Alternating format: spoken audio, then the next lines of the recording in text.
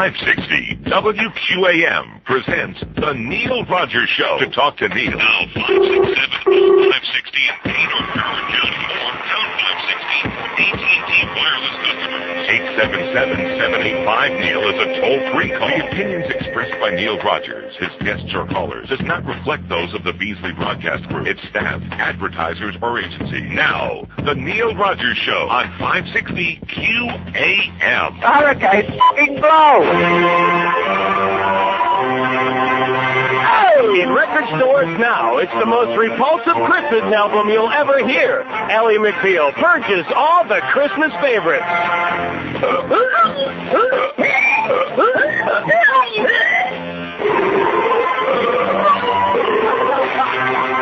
Ally McBeal purges all the Christmas favorites. Listen to it while eating fruitcake. Oh, I don't know, but let me find out. WQAM, hello. Good morning, Neil. Yes, sir. How are you this morning? Great. Hey, by any chance, did you happen to read Josie Lambeat's column yesterday? About Gloria Estefan's response to the election? No. How wonderful it is to live in a country where somebody will win and everybody will accept it. Oh. Isn't that great? Are you going to be accepting it? No. I don't think I am either. You know, no matter which one of them gets in, I still don't want to accept it. Actually, I'm more shocked to hear from you than George this morning. I was simply just calling to fax you over the article. Oh, no, I cruise through his column in about 10 seconds every time it's in there. Pretty weak. That's about all it takes. Yeah. All right, well, that's it for me. Kenny, caught me by surprise. I'm surprised she didn't write in Alien. No, she did mention Elian. She said, gone are the political correctness days. Yeah. When she was out there fighting for Elian Gonzalez. Yeah. Blah, blah, blah. Her and Andy Garcia. And she said the election has been a fantastic experience in democracy. Yeah. I'm thrilled to be living in a country where at the end someone will win and everyone will Even Fidel is embarrassed for us. How does that tell you? Amen to that. Okay. Thanks for the good news. Yeah. Gloria Estefan. Big fan of hers because... That fucking bitch. Yeah. Can she sing? No. Does she know what the hell she's talking about? No. Self-aggrandizing bitch. But nevertheless. Oh, there's Charles Bierbauer. Don't panic now. I mean, I'm not hung up on this thing whether you like it or not, but we got the TV on. We got the TV on. Authority. Yeah, we're still waiting. There's nothing going on. You'll be the first one to know. The instant that something happens, we'll go like, and then we'll just go on with the show. We won't tell you. Now, we'll tell you because I know that everybody out there is getting, and the goddamn Supreme Court and that frickin' Scalia. Well, you're right about that, but what are we going to do about it, huh? What the hell are we going to do about it? See, the real ones that screwed up big time with the Florida Supreme Court, people think that they've done a great job. The Gore people think they've done a wonderful job for us. Well, they haven't. Because the first time that they issued the major ruling, when they said, well, not so fast, Secretary of Bush, you still, they have a right to appeal those 3 counties, and you go ahead and vote, and you got 5 minutes to do it. See, that was the problem over the Thanksgiving holiday weekend. I'm sitting there in the apartment in Amsterdam watching that on CNN International. I'm thinking to myself, it doesn't take a rocket scientist to figure out if they're going to recount all those whatever it was votes, they're never going to get it done in time. So they could have given them 10 days, and that still would have been many days ago. They would have had it all done. But, of course, it would have taken away all this fun we're having. And then when they said, okay, well, guess what? On Friday, wasn't it Friday afternoon at 4 o'clock, where they said, okay, start counting again. Now, because they were so careful, that according to Florida statute, this and that, according to the legislature, to make sure that they didn't piss off the U.S. Supremes on that thing about the legislature as opposed to the Constitution. But at the same time, they very easily could have said, and here is the standard by which you'll determine the intent of the voter. So that this whole business about equal protection of the 14th Amendment of the Constitution and yada, yada, yada, which is a crock of crap, but nevertheless, it would have been a moot point. They could have done it smart if this is what they were going to do. Did they do it smart? No. No, they did it dumb. They did it real dumb. And that's why now the ball is in the court of the Supremes. And Diana Ross ain't even there right now. She's off for the holidays with Gloria Estefan. They're doing it. Oh, and I want to thank, speaking of celebrities, for whom I have usually nothing but contempt, but nevertheless, thank Inez Cortez at Specs. Get a package in the mail this morning. I open it up, and there's a beautiful Luis Miguel pillow. Look at that. Not a big one. Just about the right size. Right size. Yeah, just right size. Yeah, a biting pillow. But anyway, shut up, Luis. But thank you, Inez. It's a beautiful thing. It says, knowing of your admiration for Luis Miguel, we at Specs Music wanted you to have this gift as a small token of our appreciation. Did she say token? Uh-huh. She must be thinking of Clarence Thomas. Oh, there's, look at that, all bundled up. There's Roger Cossack. And we're just going to have to wait Freezing his on ass what the off. opinion is. And, of course, it is cold out here, and that's another reason. See, just like I said, nice going, Roger, right on cue as usual. He's standing right outside the U.S. Supreme Court waiting for the Supremes to start singing that song. That'd be a good poll. Which Supreme song besides You Keep Me Hanging On would be good right now? See, today is December the 12th, in case you haven't looked at your calendar. But they keep telling us, oh, well, this date doesn't really mean anything. That's just formality, and we still have till the 18th, and then that date don't really mean anything. We got till January the 6th. We got till hell freezes over. And you know something? Look, from these pictures I'm watching, like maybe hell did freeze over. All those big snowstorms up north, all you people that say, oh, gee, Shermershot up there in Chicago and New York. I don't think right now you do. No. This is the only time of the year that it's worth being here. The only time is when people are freezing their ass off and trying to thaw the car out in the morning. That was one of my least favorite things about living up north. Scraping the windshield. Especially in Michigan. Boy, I'll tell you, Michigan, I mean, Rochester was nasty. Upstate New York's pretty wicked. Buffalo especially. But I'll tell you, Michigan, there's just something about the extra wind, and I don't know what it is. Just comes sweeping across the Great Lakes.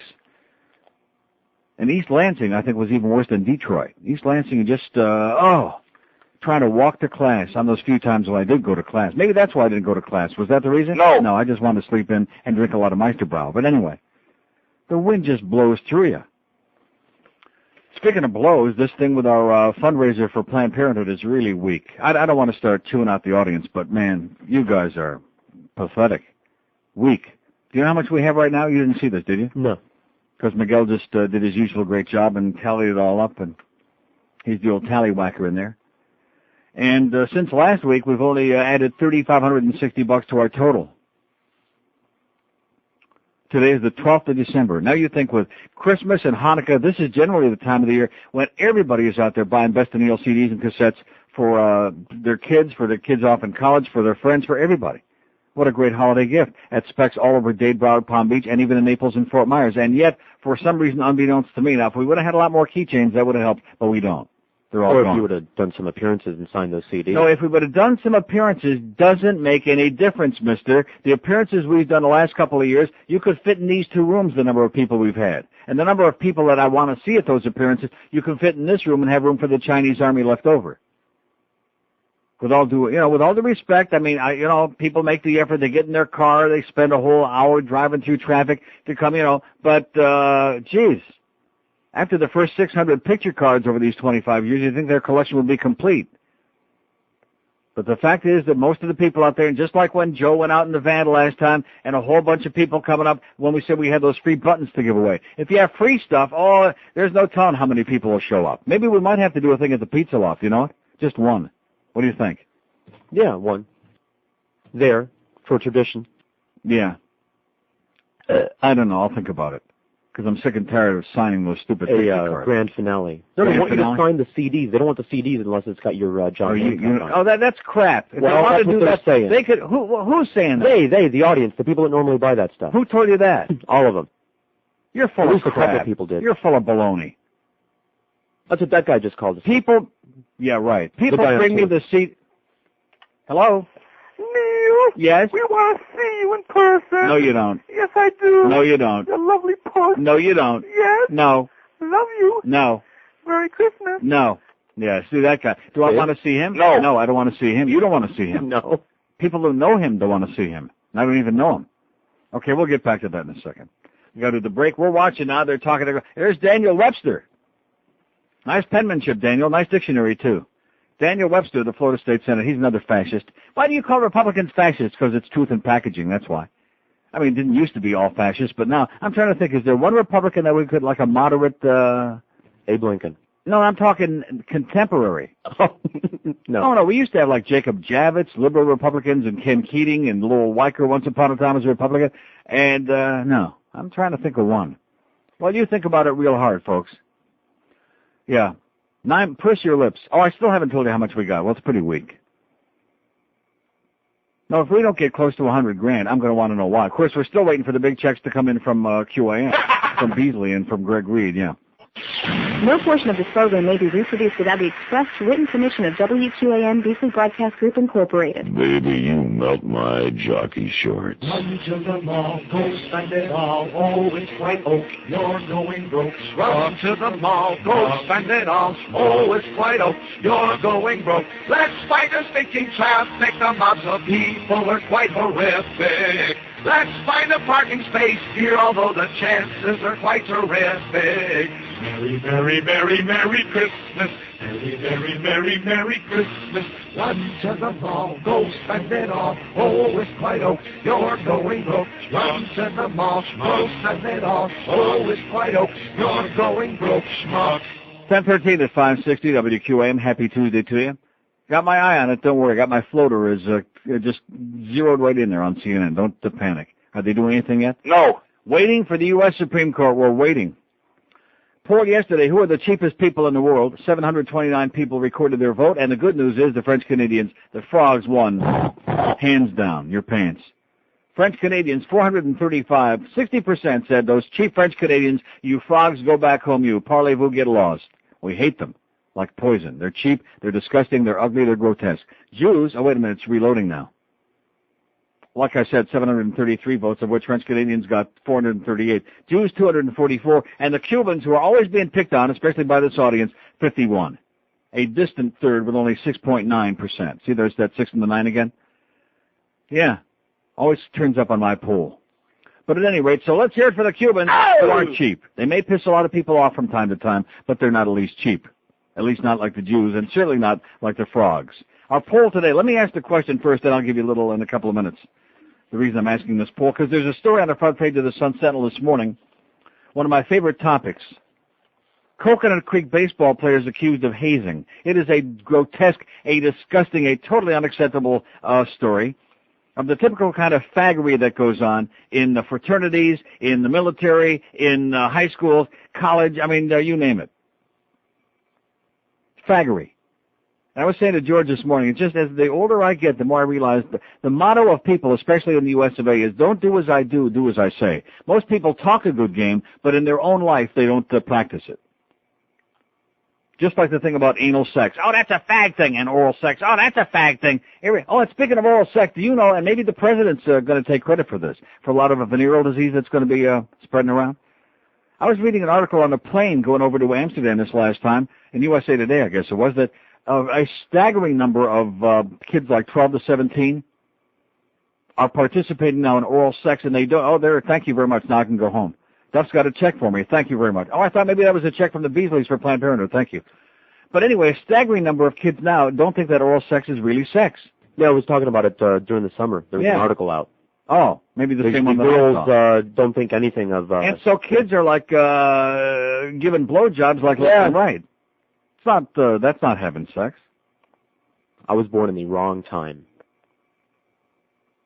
We didn't have that going on when I was in high school. But you're missing the point there. Well, forget about that. I mean, certainly oral, you can't spread any kind of disease through oral sex, can you? No. Oh, thank God for that. Just all of them. Oh. But anyway, what? Anyway, what the hell was I just talking about? Oh, about hazing. Here's the poll. See, I got so much stuff going on now that Duff gave me that check. My mind is wandering. Here's the poll today, Eric. Hazing. I'll give you three choices. Hazing, first choice, is just kids having fun, is stupid but harmless, or is unacceptable behavior. Those are the three choices. Huh? Great. Now, boy, I should tell you, I give good poll if I do say so myself. Sometimes the show sucks, but I give good poll. And usually when the show sucks, it's because the callers suck. Anyway, our total for Planned Parenthood has got me extraordinarily distressed. I'm thinking maybe it's partly because maybe we don't have any audience anymore. That could be it. It's possible, although highly unlikely. $70,140. That's pretty weak, although it's the, what, you give me like, what, that's not good. Considering I put the first 10 in there, the seed money to get the thing going. On the van hits, they've raised $16,500. That specs $20,000 so far, which is extraordinarily weak. And the website, we've gotten $23,640. You can go to neilrogers.com and order the CDs and cassettes. And like I said, we should add a lot more keychains. We'd already be around $100,000. But nobody listens to me. Nobody will listen to me. It was not feasible. I don't want to go through that again. It was feasible. Argue with the nephew about it. The nephew's not here. Right, and see, that's another problem. Here we are. This is the biggest fundraiser. In fact, it's the only fundraiser this radio station gets involved in all year long. Because before I came here, they never heard of it. Like, what's that? Fundraiser? What's that all about? Getting involved in the community? What's that all about? See, they only know about it going the other way, coming in, not going out. And poor Miguel is sitting in there, who I think it's criminal that he isn't the promotion director yet. I have no idea why that hasn't happened. Yeah, you do. No, that's right. I'm lying. I do know why, because then they'd have to pay him. But he can sit there and just be the promotions flunky like he always was before. Now that the promotion director left, we don't have to hire a new one or make him the promotion director, because then we'd have to pay him the promotion director's full salary. And because these are a bunch of cheap pricks, they don't want to do that. But my point being, even setting that aside, which would frost my ass, because he's certainly capable of doing a fine job, but he has no assistants.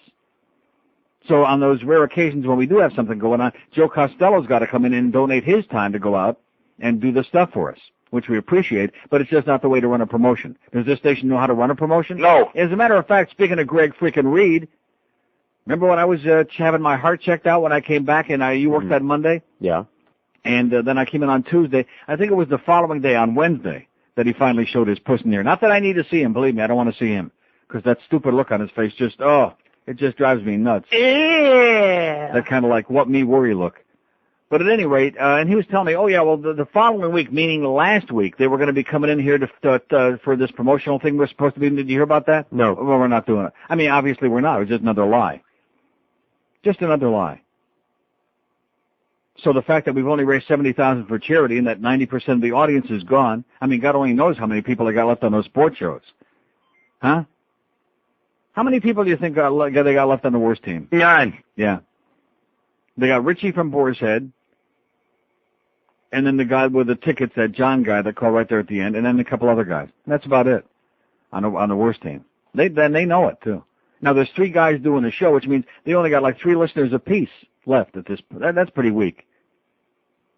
But anyway, speaking of weak, $70,140 for Planned Parenthood with those nifty, and these CDs this year are sensational. They're great. There's great stuff on there. Thank you. No, there is. Painstaking. Right.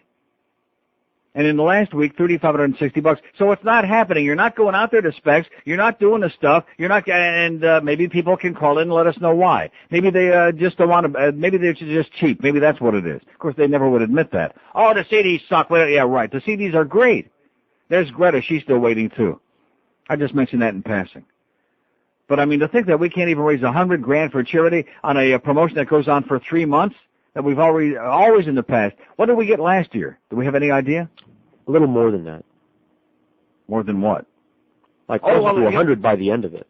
Yeah, I don't know if we went over. We finally creeped around 100 last year, but don't forget, last year we had a very late start, number 1, and number 2, we had the embarrassment to overcome of the OJ golf tournament, which really just kind of like stopped there.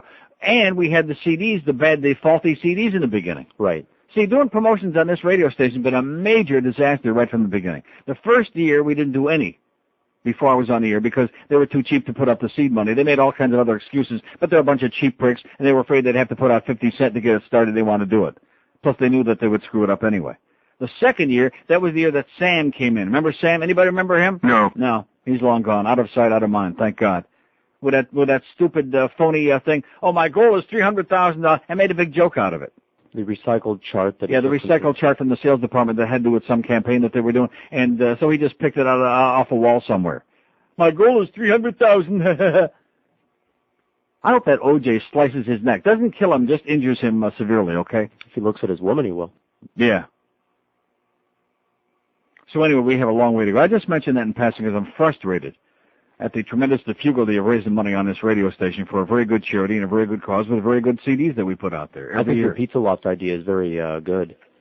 Yeah, but how much are we going to raise there in one night? Couple grand? I mean, it's not bad. Couple $3? $3.40? As a matter of fact, next Tuesday, a week from today, is a trend at 2:30, so we can celebrate the loss of the audience and... and we can see if we have anybody still listening. Yeah, but I don't want... if we could get some different people, some new and different people to come out, that would be that's the test. You know the ones I'm talking about. Yeah. I don't want to see the guy with the eyes. I don't want to see Gilbert. I don't want to see... I don't even know the names. What was the one guy's name that they almost hired here? The Thing? I don't want to see the Thing. Oh, Jesus, Joseph and Saul. Man. No, you know what I'm talking about. Of course I do. With that old trench coat from before Benjamin Franklin was a baby. But we still want their money. Yeah, but we still want their money. And then, first of all, most of those people, well, I will say Gilbert, it's worth putting up with him for about 5 minutes because at least he brings some money. The Randy Welch Show. Yeah, okay. Have a nice holiday, Gilbert. Oh, as a matter of fact, speaking of that, wait, where's the thing where he does, here? This is the amazing Gilbert reminding you not to drink and drive this holiday season. Great. Nice job, Gilbert. Just send us some money, will you? You idiot. So maybe we'll do that next Tuesday, or maybe not. But we'll find out from this audience what the problem is, why they won't turn loose any cash. And no, I'm not going to take the check from that guy for that Flyers fan. I don't care if we had 7,000, much less 70,000. I still wouldn't take his check because I just don't like his damn attitude. I don't like suck-ups. I can't stand. And of course we know. Look at that, the door opener a little bit there. I bet you somebody's ready to give you a check from the company. Oh, it's him. You're a hysterical person. Did he give us a check? I won't mention his name on it. Did he give us a check for Planned Parenthood? No.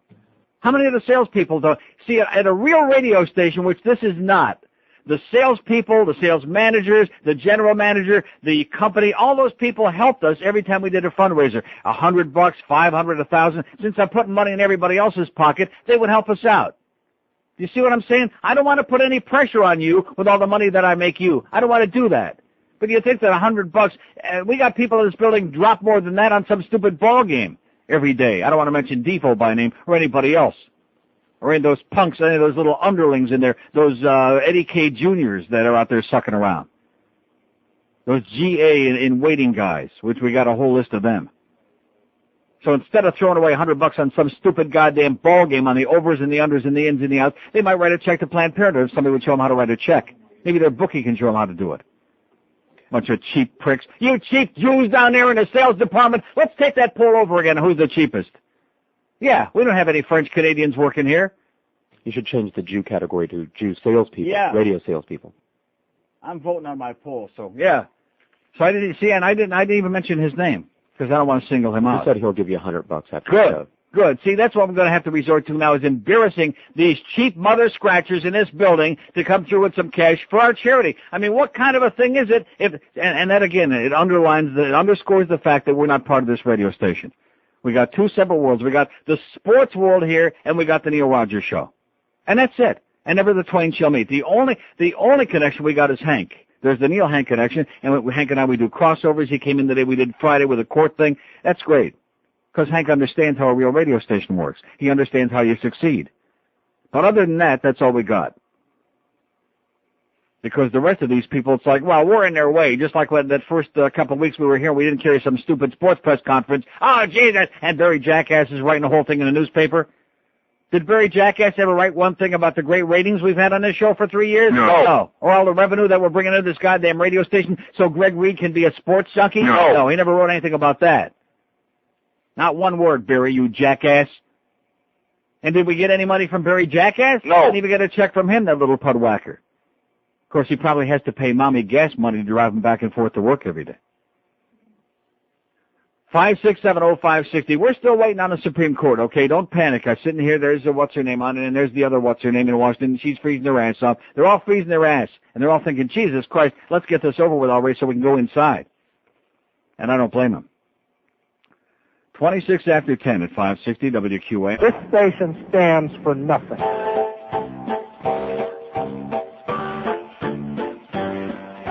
Lost my toupee man when that raw north wind did blow. Am I cold? You bet, 'cause my bald head is 2 inches deep in snow. Lost my toupee man, it's embarrassing as can be. Gotta find it, hey, 'cause the squirrel just may go and use it as a wreath. There must have been no elastic holding it secure on top. I only hope a chipmunk didn't make a nest where it dropped. Oh, I lost my toupee man. Yeah, old Tony's quite dismayed. But I'll say goodbye and hope I find my old toupee someday. Oh, he's real big with the kids now, that Tony Bennett. No, he's not. Oh, that was, where the hell did they ever make that up?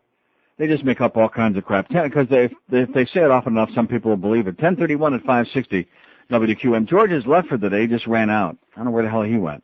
Probably the toilet for the 18th time. But at any rate, I thought maybe I better wait till he comes back to read this, because it's pretty interesting facts, and maybe right on target. Maybe this listener's got his thumb on it. Well, I won't wait till he comes back. I don't think he is coming back. It says, I don't know if you've thought of this. What is that? What is that you're schlepping in here now? What is this man doing? What is this man doing?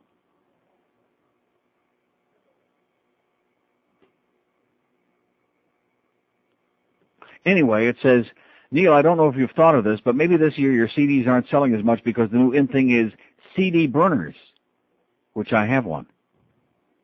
So a person can buy one of your CDs, make copies for his whole family. And you know how these cheap bastards down here like to get everything for free. As for me, I buy your CD every year and keychains the last 2 years. I think this might be the reason why your total for Planned Parenthood is high. Maybe there's something you can do to your CDs so they can't be copied if that's possible. Or maybe we ought to have made a lot more of those keychains because you can't copy the keychains. George. We wouldn't have been able to order a second batch at the same price that we ordered the first batch at. Why? If we got as many? In other words, to get the price that we got, we would have had to order them all at once. It's per lot. If you order a second batch later, both batches are more expensive. Both? Both. That doesn't make any sense.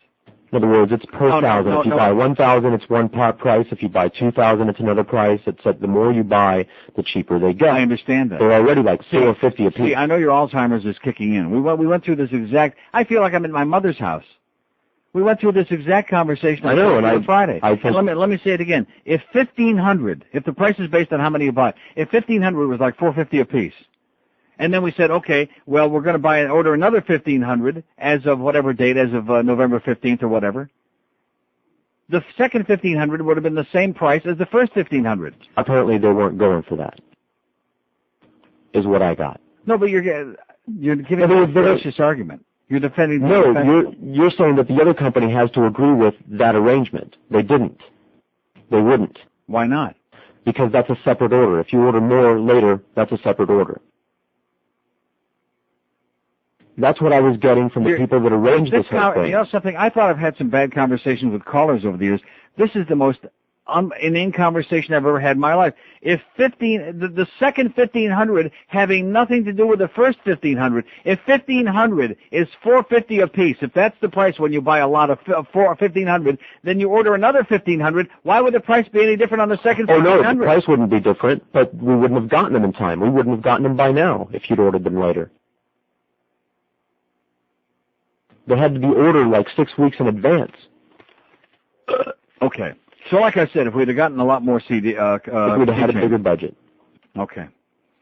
Okay, I'm doing the best I can. Anyway, this article says, Coconut Creek baseball players accused of hazing.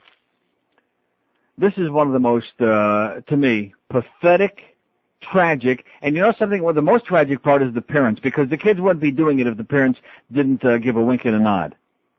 And if the parents weren't just as big of an assholes, if not bigger than their kids.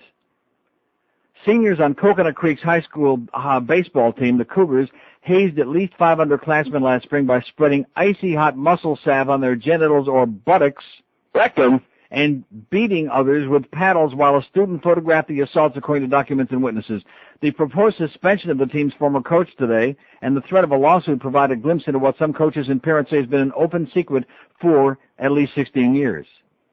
The assaults occurred at an Orlando hotel, even though 12 parents and 4 coaches were supervising the Cougars, witnesses said. Most of the seniors roamed the hotel on April 16, wrestling juniors to the floor or onto a bed, then attacking them, witnesses said. Dennis Bovell, whose parents have threatened to sue, said one senior was like choking me and people were holding my legs down. They pulled my pants down and they put red-hot salve on my private parts. And haven't I always told you that these things, every one of these hazing episodes includes getting other people naked and fondling somehow their genitals. Something to do with their genitals, with their private parts. When head coach Mike McMillan later asked the team who was involved, every hand in the room shot up. Assistant coach Rex Nottage told a district investigator. Some chaperones pressured witnesses and at least one victim not to disclose the incident because hazing was a long-standing and continuing tradition at the school, according to witnesses. Parent chaperones defended the actions of their child, and investigative reports stated they reported this has occurred throughout the years and is a common practice. They were extremely defensive and uncooperative. Parents, assholes reproducing. Parents and students on the trip could not be reached for comment. And adding insult to injury to make it even better, 10 days later, one of Bovell's attackers gave him a razor blade for self-defense against teammates who were threatening him as he watched the girls' softball game. He put it in his wallet and forgot about it, his attorney said. The next day, someone told school security officers that he had the razor blade. Bovell was suspended for 10 days under the zero-tolerance weapons policy, his attorney said. So now the victim becomes the one who gets punished. McMillan's punishment for the seniors, just weeks from graduation and one about to be drafted by the New York Mets, was to have them run extra miles. No attempt was made to keep them from finishing out the season, including a game against arch-rival Taravella in the playoffs. That's not good enough for me, said assistant coach Ronaldo Nieves, who saw red welts on Bovell's back. Although witnesses claim McMillan tried to keep the incident quiet, word spread. Coconut Creek's principal eventually suspended 6 seniors for 10 days, said district spokesman Joe Donzelli. The names of the hazers, victims, chaperones, and all parents were blacked out of school records given to the Sun Sentinel to protect students' identities. But Ellis Rubin, one of Bovell's attorneys, identified some of them by reading their names off an uncensored copy of the same investigative reports. Assistant coach Ronaldo Nieves and Nardis confirmed to investigators that hazing has been and continues to be a fact of life on some varsity teams, even though McMillan warned his players against it. The fire, the ice hot, was always a big thing. Even if the private part wasn't a big thing, the icy hot was a big thing. Nardis told investigators, actually, this has gone on since 1984. How do you like that? And it goes on about what a bunch of assholes the parents were. In fact, the kid called his parents to tell them what happened. One mother overheard the phone call and told other players about the call. The next day, the mother pressed Bovell to stay silent. She warned, if you fight it, it just gets worse. It's nothing compared to what's happened in the past. How do you like that? You people out there reproducing, what does this go back to what I'm always talking about? Forced sterilization. Because anybody can reproduce, unfortunately. Any moron, any imbecile, any jackass can go out there and make babies. So I don't blame the kids. I blame the parents and the so-called chaperones and the coaches and the other people who look the other way because boys will be boys. Oh, it's just the American effing way. All this faggery, man, it's astonishing to me. It's just shocking. All these these macho guys, the fraternity things, the hazing that goes on, including, every now and then somebody dies from it. Don't forget the military. I'd already mentioned that. I'm sorry. While you were potsking around playing grab-ass with Kid Curry in the hallway. And Jesus, is he uptight today or what? Just because we didn't get all the rest of those grab-ass. We were tonguing each other. Oh. I thought it was just a hazing thing. We were discussing the party. 21 before, call me when the party starts. 21 before 11 at 560 WQM. There's still no decision from the Supreme Court, so just calm down, okay? I know all of you are sitting on pins and needles out there waiting to get outraged and indignant. The Neil Rogers Show. Sports Radio 560. QAM. How young is too young? After 12 days of counting, this is what we have. 12,000 pissed off old farts, 11 butterfly ballots, disenfranchised voters, 9 guys counting each vote, Catherine Harris's makeup, 7 pending lawsuits, 6 freaking recounts, 25 electoral votes. 4 dimpled chads, 3 disputed counties, 2 guys want to win, but only one can be president. 17 before 11 at 560 WQAM. Here it's getting there to the holidays. It doesn't feel like the holidays to me at all. Does it feel like the holidays to you? Nah, yeah. No. Oh. Kids. Got a kid. Oh, that's right. But to me, it just doesn't anymore, which I'm very pleased about that, because many years ago, when I was growing up, it used to be like you felt like you were being just drowned by Goyim. I mean, Christmas seemed to go on like from the day after Thanksgiving. Now, the shopping starts then, but I'm just talking about the whole deal with all the television programs and all the Christmas carols and all these Jesus shows and all of that stuff. You were just drowning with Jesus for like a month and a half. And now it's the 12th of December, and other than the fact that everybody's running around shopping and driving even 20 times worse than usual, other than that, there's not much going on. Thank God. Here's a lady in Plantation. Hello. Yes. Good morning, Neil. Thanks for taking my call. Yes, ma'am. I was listening to the coverage last night of the election debate, and as part of the coverage, they had a live broadcast of the Maryland Senator Kwesi Mafumi. He was railing against the fact that the Haitians weren't treated fairly because they didn't have a translator. Kwesi Mafumi is a senator from Maryland? Well, he's some sort of... I thought he was the president of the NAACP. Oh, okay, then maybe I got my facts wrong. I think that he may have been some sort of but anyway. But at any rate, maybe there's something wrong with me, but don't you think someone should learn to speak English or should speak English fluently before they go to the elections? I mean, why do you need a translator, in order to vote in a U.S. election? Well, if you're a citizen, why should you have to be able to speak English fluently? If that were the case in Dade County, we'd have 18 people who could vote. Well, I think if people want to, vote in this country, they should we have English. So in other words, we should disenfranchise. For example, speaking of Kwesi and Fume, black people. There are a lot of blacks who are functionally illiterate because we have a crappy education system, and we just give them social promotion and keep moving them along, and they can't. And we also have many white people who are functionally illiterate, up to 50% they estimate. So they shouldn't be able to vote. Just because they're. Then how do white? I mean, people why do you have to be articulate to vote? How do white people who are illiterate vote? What do you mean by that? Well, you just said that there are plenty of white people, who are illiterate in this country. So yeah. Well, illiterate doesn't mean they can't read. They can't read a name. Well, then if they're reading, it means that they're voting. I'm saying someone who's Haitian, who needs a translator, is not able to speak English. Yeah. And if you come to this country, you should learn how to speak English. Yeah. Well, how about if they just became a citizen like 5 minutes ago? Well, then shouldn't that be grounds for becoming a citizen, is learning how to speak English? No, not necessarily. You can become a citizen of a lot of countries. You don't have to speak their language. But then you would have to. But I may be wrong, but the elections that are in most countries are in the language of which that country is. I mean, if you go to France, they're not going to translate the elections. How about if you go to Quebec? Well, Quebec is a multilingual city. And so is Miami. It's stated as a multilingual So is city. Miami. So is Dade County. I don't know if that was done for the same reasons. Everything these days is. I think it was more being politically correct. You are aware of the fact that the ballots in Dade County there are bilingual ballots. You are aware of that, aren't you? The bilingual ballots is part of the whole push in this country towards bilingualism. No, Sandy Payton, okay, lady. My patience just ran out. It's just a matter of time. Well, what did I tell you? That's all the women in this town want to talk about is bilingualism and how they hate the Cubans or whoever it is. Haitians. Oh, well, that was just a substitute. Fill in the blank. Hate the fill in the blank. I'm not interested in this. How did we come to bilingualism? Where did this come from? 2 weeks before Christmas. I don't get it. Man, oh man, I'm ready to pop a goddamn big fat purple roid right now. Damn good thing Jesus spoke English. Yeah. Yeah, what was it he said? Oh, yeah.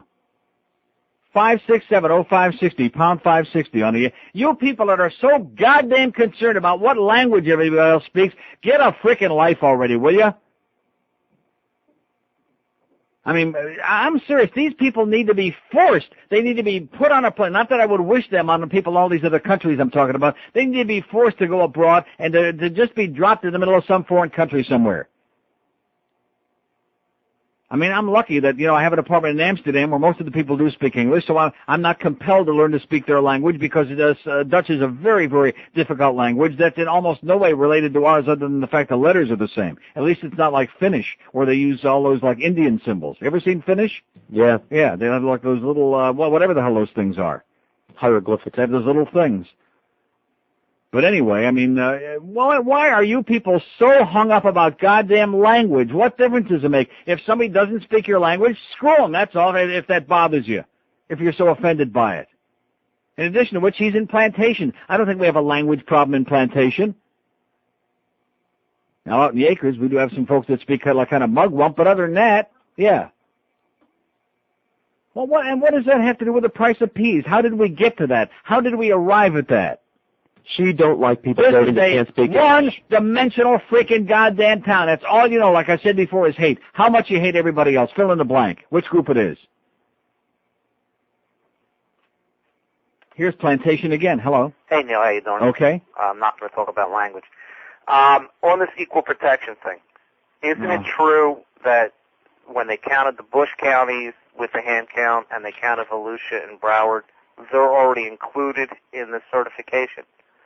So they operated under different standards, and it's already been certified. Oh, it's a red herring. It's a bunch of bullcrap. Well, and the other thing is, even if they go back to November 7th or 8th or whatever, or 14th when the certification should have been, Bush's hand count would still be in it.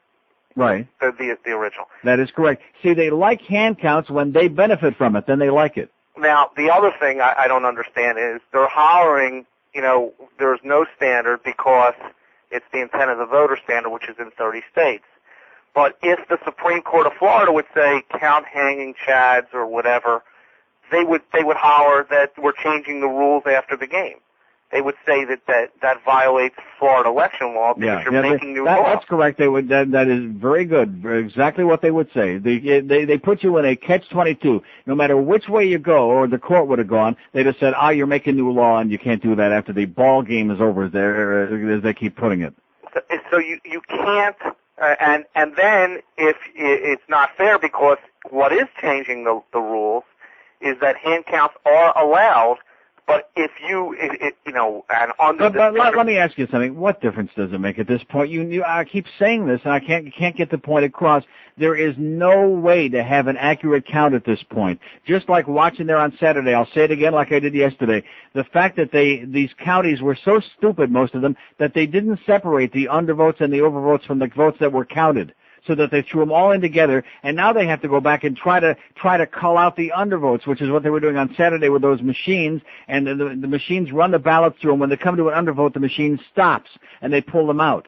But the problem being, if that one of the previous undervotes, if when they've been handled or they're going through the machine again, the chad falls off, and now there is a hole there, and the machine counts it, that's just a lost vote now, because it's not going to be recorded as an undervote again. They're not going to have that card. Well, Neil, the reason they didn't do that is because most of the election supervisors in most of the counties, 50 counties, are Republicans, and they want confusion, because if they have confusion, I don't think it has anything to do with that. I think the fact is that they're just a bunch of hacks, and they don't know what the hell they're doing. But it also bolsters their argument.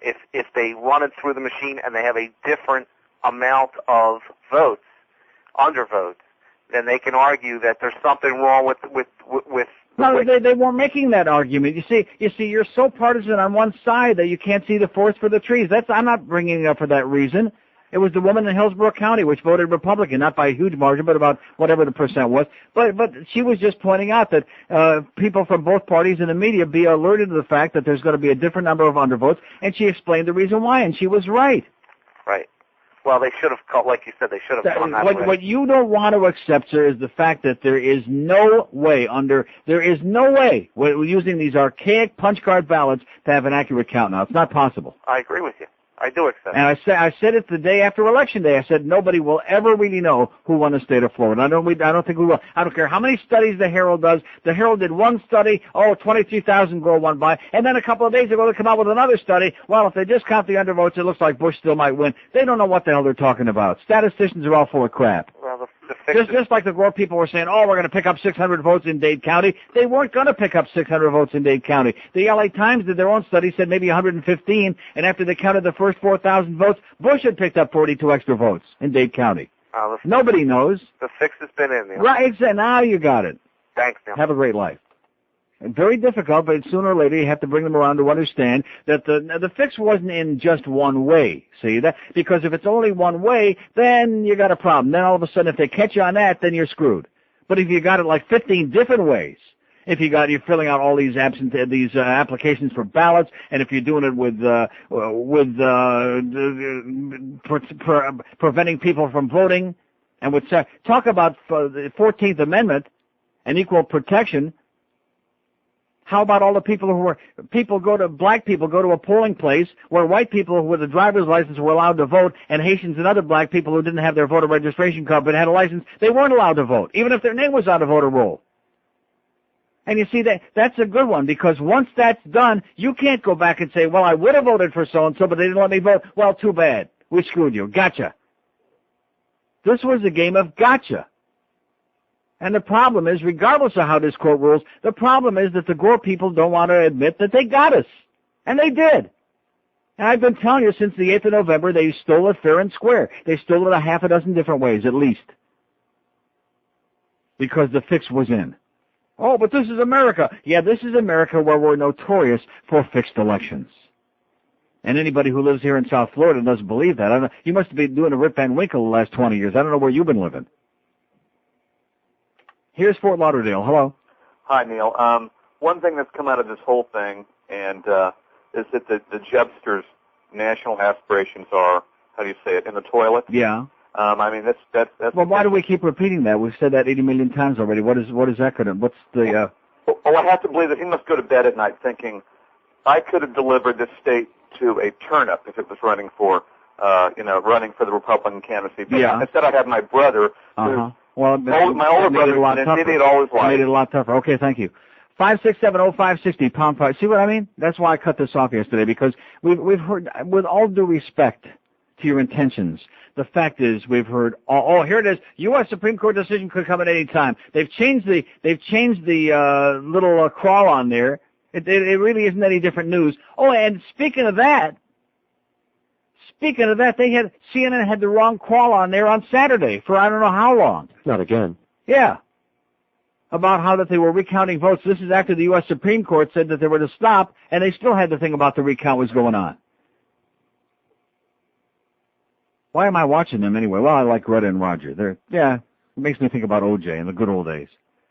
5670560, pound 560 on the AT&T and Verizon wireless line. I mean, you talk about a stuck record. I've heard all of these same things a zillion times, so has everybody in this listening audience. What's the point of repeating it? If it makes you feel better, walk up to the mirror and say it to yourself. I don't want to hear it. I don't want to hear the same goddamn crap. Just restating the obvious is not interesting. It's not entertaining. It's not stimulating. It's crap is what it is. It's bull crap. It's draining. It's almost as draining as the woman with her bilingualism again there. I mean, how do we get from talking about lost puppies to bilingualism? I read the story about the hazing at Coconut Creek with the baseball players and the parents and the obnoxious behavior, and all of a sudden the first call I get is a woman who wants to talk about bilingualism again. So I have to make you wonder about the ghost of Ann Bishop, you know it? And what Sandy's doing with it. Or is that the body of Ann Bishop? 1056 at 560.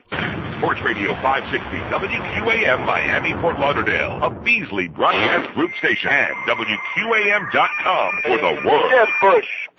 Promote! From Imagine Entertainment, director Ron Howard presents an all-new holiday classic, Dr. Seuss's How the Gorch Stole Christmas. Mr. Gorch, why are you stalling the election? Why?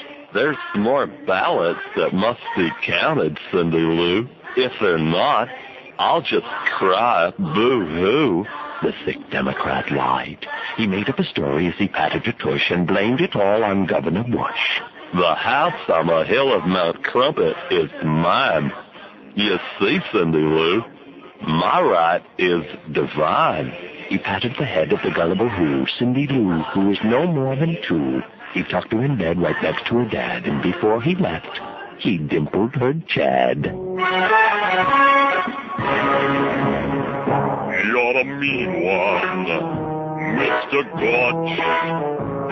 You really are a heel. You're a soulless politician who exhibits cloudy vision, Mr. Gorch. The 3 words that best describe you are as follows, and I quote, big, cry, baby. 1101 at 560 WQM. We're still waiting. There's, what's his name? Good morning once again. Good morning, Darren. Well, we just don't have any word yet. No, Charles Bierbauer. How about some beer, Papa Bauer? Speaking of Papa Bauer, how come the Bauers don't get together on the Guiding Light anymore Christmas time? Well, I haven't watched that show in a coon's age. Haven't seen that in ages. Too much of this election crap going on. I was just telling George, the woman who called who started with that bilingualism crap, that to me, that's the epitome of the 25 years I've been on here doing this in this town. That's the epitome of it right there with that call. 567-0560, pound 560 on the AT&T and Verizon wireless line. 80 million lines open, boys and girls. Here's a mobile invoker. Hello. Buenos dias. Yes, sir. Que pasa, amigo? Anyway, the reason I called is Don't get that woman all bent out of shape now. I was listening to you discuss the baseball players. Yes. And there was a story last year which basically it reminded me of there's a Wellington High School which is well known in Palm Beach County for its baseball. Right. They went out to California to a tournament, and late at night, 3 of them decided to have a circle jerk on one of the other baseball players. Great. And basically, I mean, it didn't really come out. One of the fathers had to hire an attorney to get an injunction. And it didn't come out? Squirt? Yeah. Yeah. He thought it was a finger. Uh-huh. And anyway, the kids remained on the baseball team and were able to play through the districts, and nothing ever happened, and it's just kind of sick. I mean, but have you noticed that these so-called hazing activities, they always include the same thing. It always includes grabbing the other kid's genitals. Well, what is that all about? I have no idea. I mean, you show me a bunch of 15 or 17 or 18-year-old guys who are anxious to grab a hold of somebody else's penis, and I'm going to tell you, I think there's a word for that. Which is? Anyway, in regards to the election, it's over, Johnny. Okay. See ya. Faggery is the word that I was looking for.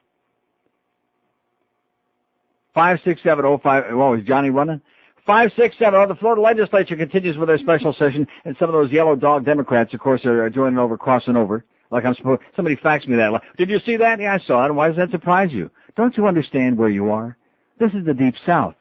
Finding a real Democrat down here is like looking for a goddamn needle in Amish country. 5670560, pound 560 on the AT&T and Verizon wireless line. There's Mike Bocher, whatever his name is, Botker. Looking to have a 2/3 majority there. Yeah, I got your majority over here, Mike. He kills me. Here's a mobile in Little Havana. Hello. Hey, Neil, how's it going? Okay. Listen, man, I'm so tired of this election stuff. I want to talk about that hazing. Mm-hmm. I was in the military, and whoever says that hazing isn't active in the military is completely blind. Oh, it's big in the military. Yeah, and the reason why they do it, the reason why they do it is, also, to bully, but also because they fear in order to be a Marine, you have to go through the hazing, or so in order to be a real soldier, you have to go through the hazing. Uh-huh. And in order to be a real man, you got to allow a bunch of other men to grab your penis and to do all kinds of wild things with it. Exactly, and it's And just your so ass. sick. But anyhow, Neil, just wanted to make that quick comment. Good show. Later. Okay, we need a few good men for the U.S. Marines. I'll pick them out. Oh, brother. 5670560, pound 560. See, and again, they're in denial. I've talked about this a few times over the years. They run away from this. Oh, you're just making it up, you faggot. Yeah. Just like all those straight guys that wanted anal sex, that are like, the women out there know what I'm talking about. Strapping them down. Oh, you really want it, honey. You really want it. You'll love it. You'll enjoy it. 5670560, pound 560 on the AT&T and Verizon wireless lines. Here's a mobile in Miami. Hello. Hi, how are you doing? Okay. Neil? Yes, sir. Listening to your show for the longest time. I don't agree with everything you're saying, but I understand your points of view. I'm a Republican. I voted Republican, and I still think that it's true. If there were black or anyone, if you agree with orange polka dots that you're not allowed to vote, then the person who stopped that person from voting should go to jail immediately. Mm-hmm. It's one of truly the sanctities of our democracy to be able to vote. Now, if you are not able to follow directions and not able to vote, I wonder what Gloria Estefan would think of that. Well, I don't know what Gloria Estefan would think of that. I didn't call you to start a little fight with them like that. I think you're a very intelligent man. No, I'm not saying that to be argumentative, but I'm just saying somebody Actually, I think you're a little more than average. Yeah. And I think you can actually have a true conversation with someone without insulting anyone or anything like that. Yeah. Calling a Republican evil is just a little insulting. I mean, it's just, I respect the way you think, and I think it's fine.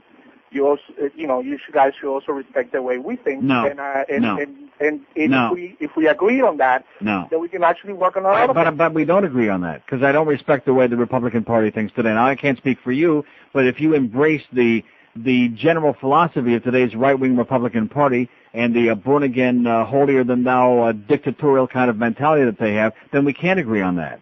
Well, I'm pretty sure no one is able, if you take 100 people, not everyone's going to agree on this exact same thing. That's the beauty of this society. No, but the fact is that Trent Lott and Tom DeLay and Jesse Helms and Strom Thurmond and Pat Robertson and Jerry Falwell and the list goes on ad nauseum. That most of these people do agree. They do agree.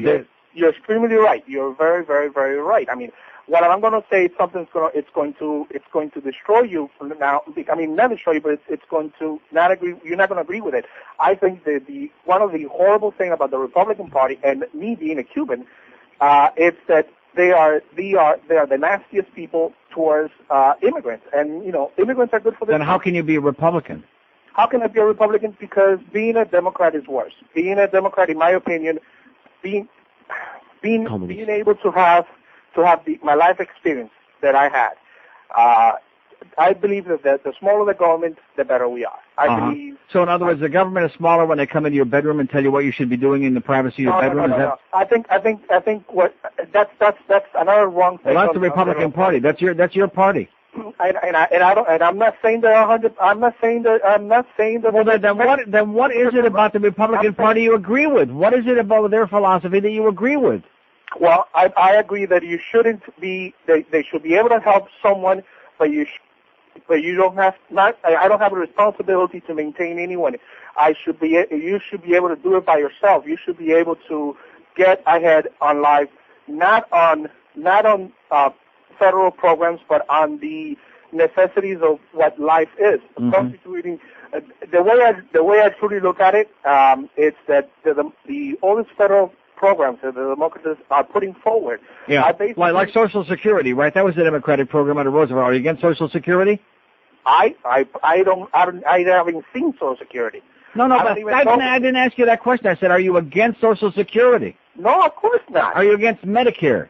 Of course not. So then what are you talking about? Those are federal programs that were there. There's all the federal programs as welfare for mothers, welfare for kids, welfare for... Well, the welfare rolls were reduced dramatically in the last 8 years, and we had a Democratic president. Also, affirmative action is vanishing, and but you don't want to hear those things. I mean, I got to do a break now, and I could talk to this guy from now until midnight, but there's no point.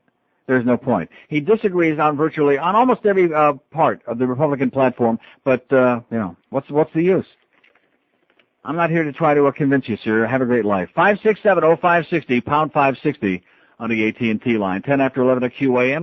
Will you fudge back? This is Dan Rather reporting for the CBS Evening News. CBS sources can now confirm that a man charged with counting ballots has been caught eating chads. The man has been removed from his counting duties and will be undergoing psychiatric evaluation. More details tonight on the CBS Evening News. For now, this is Dan Rather reporting. He only counts at night in the lack of light, chewing ballots in his mouth until it comes out right.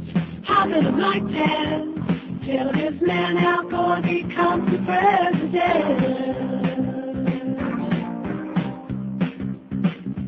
Swallowing the test, eating all he grabs.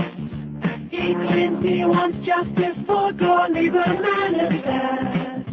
He's getting fatter. The Democrats think this guy is himself. Oh, here he comes. Watch him count and shoot him off. Oh, here he comes. He's a chat eater. Oh, here he comes. Man, this guy is one stick up. Oh, here he comes. He's a chat eater. That's a song about the late restaurant critic Peter Clayton. Wasn't he a chad eater? Well, something that sounds like that. 11:15 at 560 WQAM. 567-0560, pound 560 on the AT&T line. 100 votes on our poll so far, pretty weak. Hazing is unacceptable behavior, 66. Stupid but harmless, 22. And just kids having fun, 12. 12 assholes said, or just kids having fun. Maybe it's fun for them. Yeah. Anyway, here's a very, very, very disturbing fax. It says, I wasn't going to mention it, but since you read the last fax on the air, you're already on Napster. There are only a few bits from each of your last 3 CDs that I haven't seen. The rest are there for the taking. I thought people told you that already. No, they did not. Oh. Says Bill in Fort Lauderdale. Everything's on Napster. Well, isn't that great? Isn't this terrific that all the youth of America have discovered a great way to go out and steal stuff, including stuff that's intended for charity, so that we can't raise money anymore? I say this is the last time we do the CDs. Next time we'll just do keychains and other assorted stuff that can't be duplicated. If we do it again. Tchotchkes. Yeah, tchotchkes. Not T-shirts. They don't want those T-shirts. CDs and will come up, keychains and some other stuff. See, it's the only hope. And then, of course, they'll figure out a way to make those too. 5670560, because dishonesty is where it's at, baby. The American effing way, because values are where it's at. Just like Alex Rodriguez with his $21 million a year to play baseball. You know, I'm delighted that happened. You want to know why? Because I've been saying for like 6 or 7 years now that baseball was on the way out, that they were destroying themselves, that on the one hand they're all screaming we're losing money and we're doing this and we're doing that, and we need a new stadium, which we're hearing here all the time, so we can pay a bunch of prima donnas $10 and $15 and $20 million a year. Where the hell does it end? Where does it end?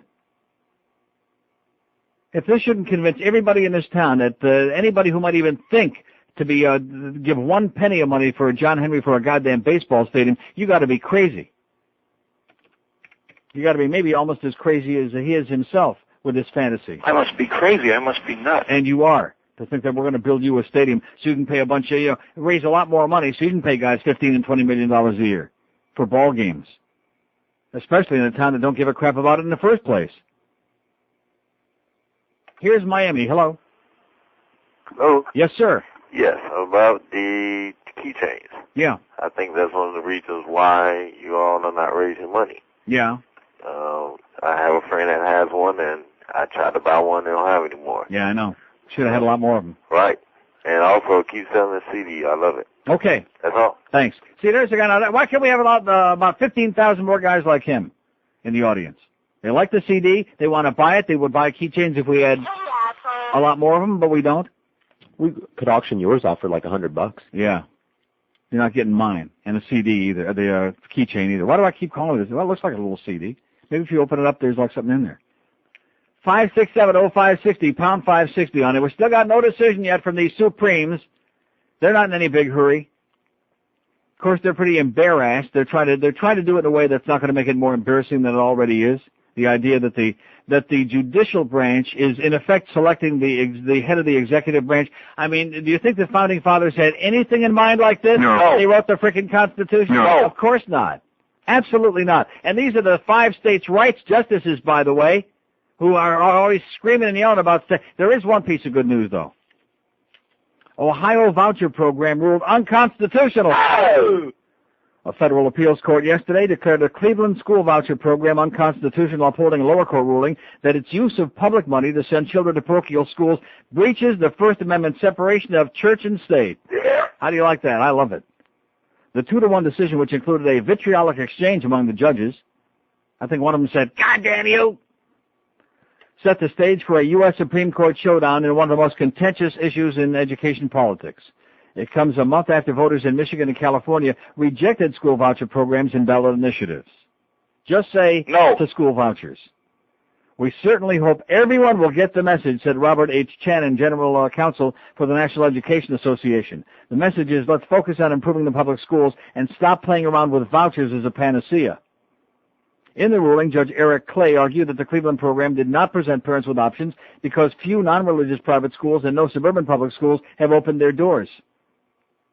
This scheme involves the grant of state aid directly and predominantly to the coffers of private religious schools, and it is unquestioned that these institutions incorporate religious concepts, motives, and themes into all facets of their educational program planning, wrote Clay, a Clinton appointee, joined in the opinion by a Bush appointee, Judge Eugene E. Seiler. How do you like that?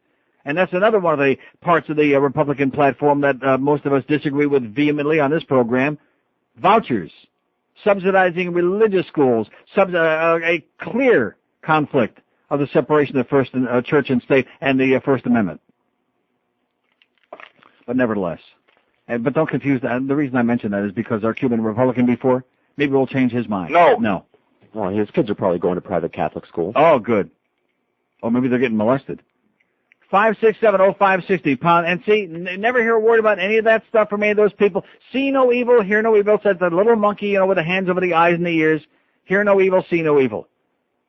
Don't keep saying all these terrible things, even though they're true. There's no fact in the church. Because it just creates all these conflicts, because I know I'm doing the wrong thing and subsidizing a bunch of grave robbers and corrupt bastards. How dare you say that?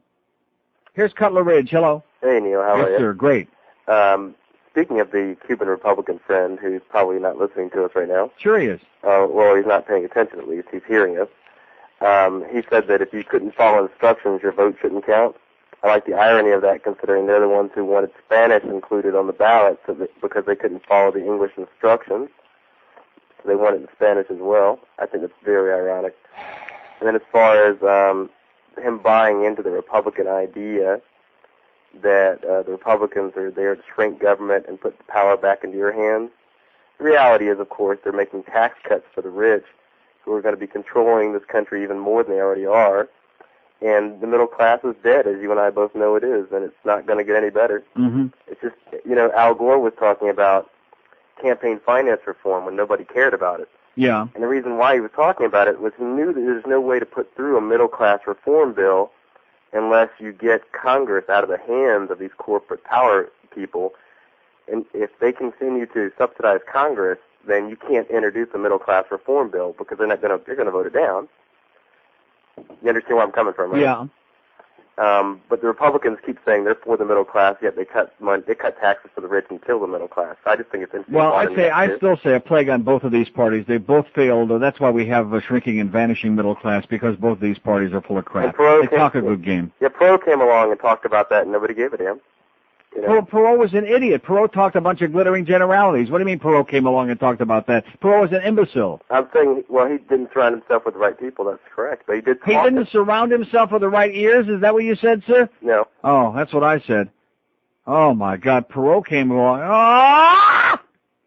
Ah! Do I hear an echo in here or what? Uh-huh. Yeah. That was good. Feel much better now. And CNN says U.S. ruling from the Supreme Court on Florida recount could come at any time. Any time. Sit right on the edge of your seat. Or not. They should also put on there or not, as the case may be. It could come at any time. Could come a little while. Could, who knows when it's going to come. Squirt. And the ruling, too. Yeah, little Ross Perot came along and roll up your sleeves. They got all those old studies up there and just dust off the old studies. Roll up or pick up the hood, get on the engine and do.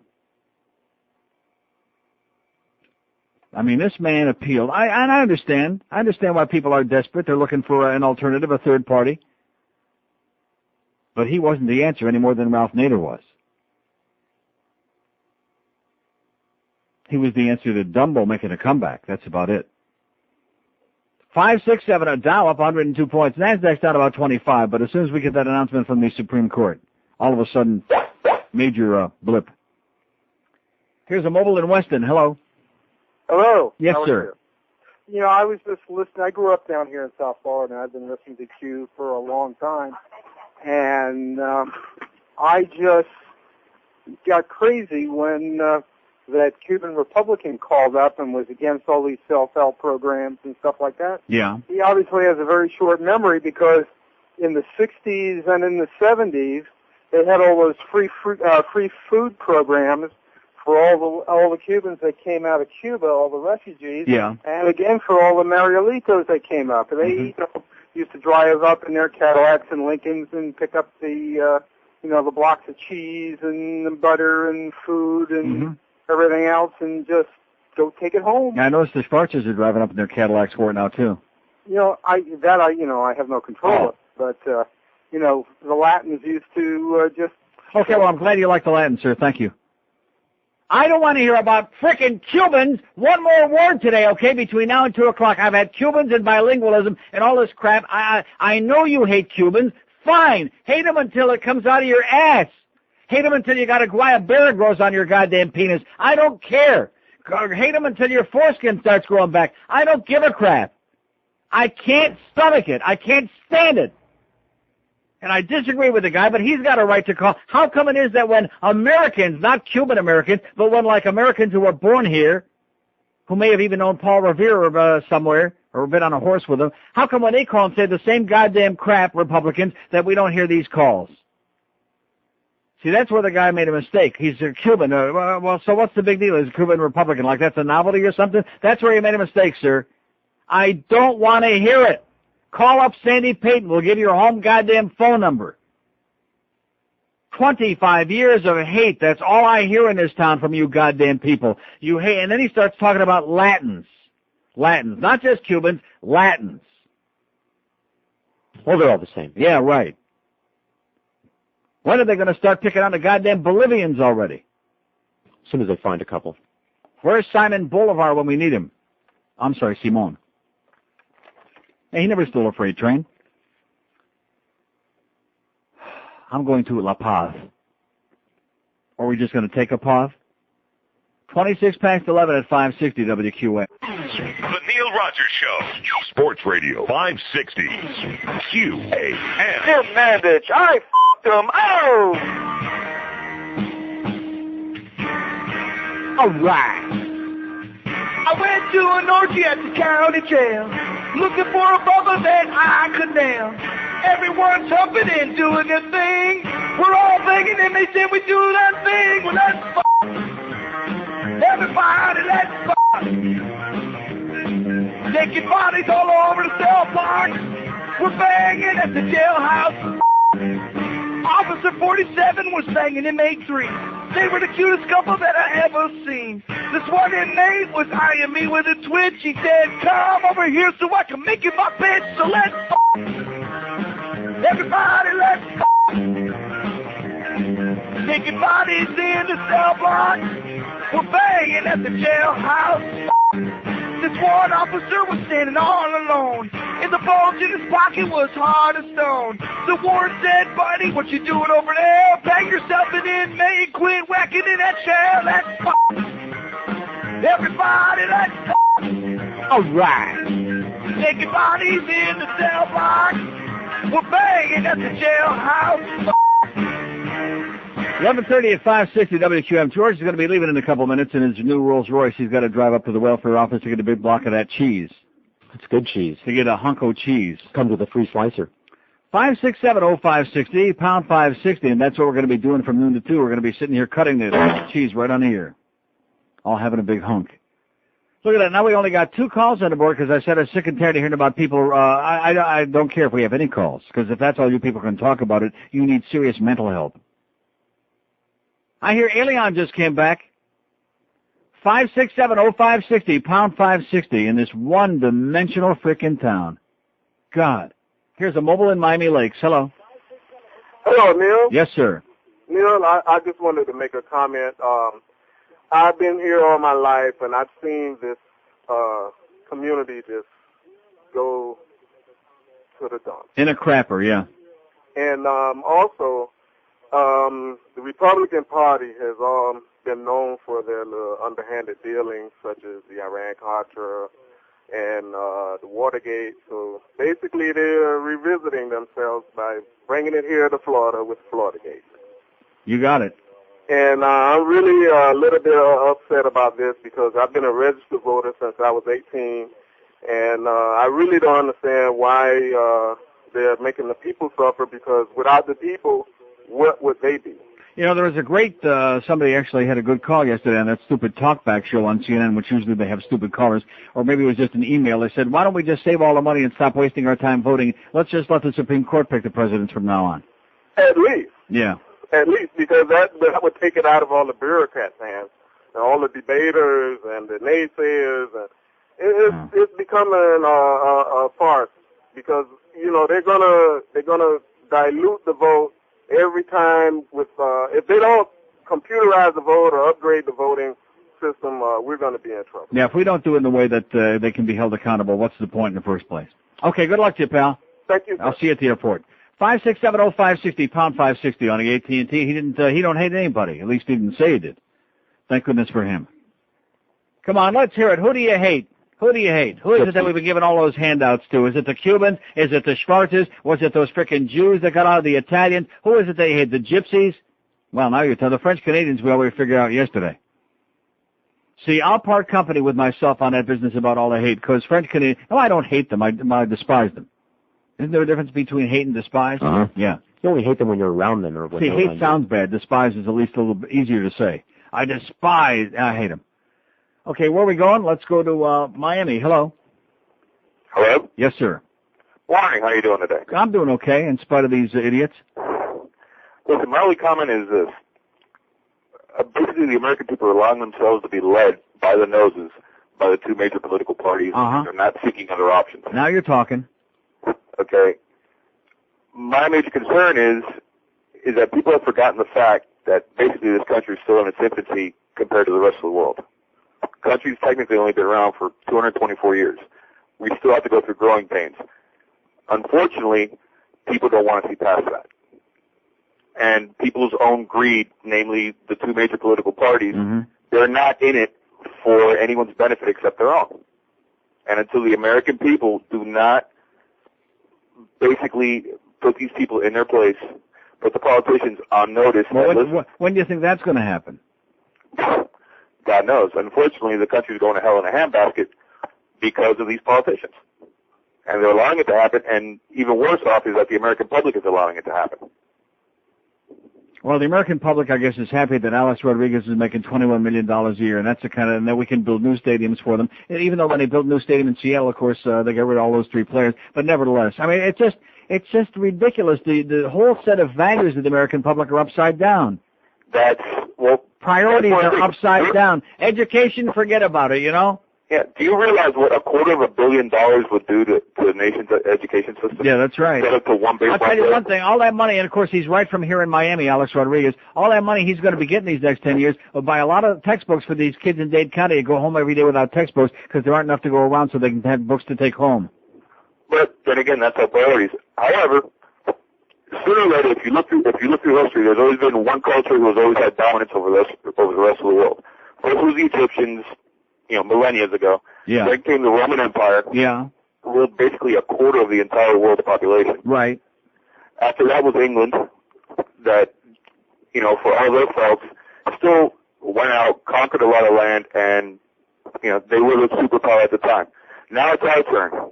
Tomorrow it's going to be another country's turn. And this country, if people do not wake up and people do not look at what's going on around them in the world economy, we're going to end up in a serious We're going to end up buying a lot of Sony TV sets. You're right. Okay, listen, have a great day, pal. Good luck to us. Life goes on. Thank God I live in the Netherlands. 5670560, pound 560. Where are those pictures? Oh. Yeah, like I said, in his future life, which may be coming very soon, Al Goldstein at least can be a photographer. Not. Boy. He can specialize in photographing scenes of nothingness, instead of things that are like really profound and like, wow, look at that. Like just bland nothingness, because he's already got a good start with these pictures. 5670560, pound 560 on the AT&T. We're still waiting here. We're just killing time because I know that all of you are just dying over there. That would be a good poll. Which are you more whipped up about, hating the Cubans or the election outcome? That's a great poll. How's our poll coming? Not a tremendous response so far because it's not about the election. See, why are you people so one-dimensional? I know that you're very easily led. You're very easily manipulated by the media. And if they tell you that OJ was the most important thing, that's all they want to talk about. If they tell you that Alien was the most important thing, that's all they want to talk about. And now with this election crap, you could smell it yesterday when I just refused to put the audio on here, and I have not make no apology for that. It's boring. It's terminal. They're not going to say. They're not going to say anything new. They're not going to say anything different. You're not going to have any idea from the questions they ask what the ruling is going to be, and they keep telling you that. So what's the point of listening in the first place? I mean, there are plenty of things I can think about getting obsessed with, like that calendar back there on the wall behind me. I can get obsessed about that. Yeah, but that's important. Here's a mobile in Hollywood. Hello. Hey, Neil, how are you? Pretty good. Got a question with regards to these news polls. Whenever you see, they're doing polls, political polls, what have you. and they give a little plus or minus 2% or 4%, what have you. Mm-hmm. Is that simply based upon sampling, and then they're extrapolating what they think the overall vote would have been? Well, obviously it's based on a lie, because all the polls, when they said it was a plus or minus 2 or 3%, the polls were all wrong. Well, the only at least almost all of them were wrong right up till the election. Well, the reason I bring it up is if you take the number of votes that they're now claiming Bush is ahead of Gore, which is, 300 plus, and divide that into the number of votes we have in the state, which is 4 million plus, yeah, you've got less than one 1,000th of 1%. 6 million votes. It's not the population of the state. Population of the state's like 15 million. Okay, so then you're looking at, probably 2 1,000ths of 1%. Right. My point is, what is the point? I mean, I know that the possibility obviously is there to win by one vote, but if you know that there's all of this, cloud above this, who in their right mind with any education would think that it could be that tight? I mean, we have plus or minus 3 or 4% on some weak polls, and here we are trying to pick the most important job in the world.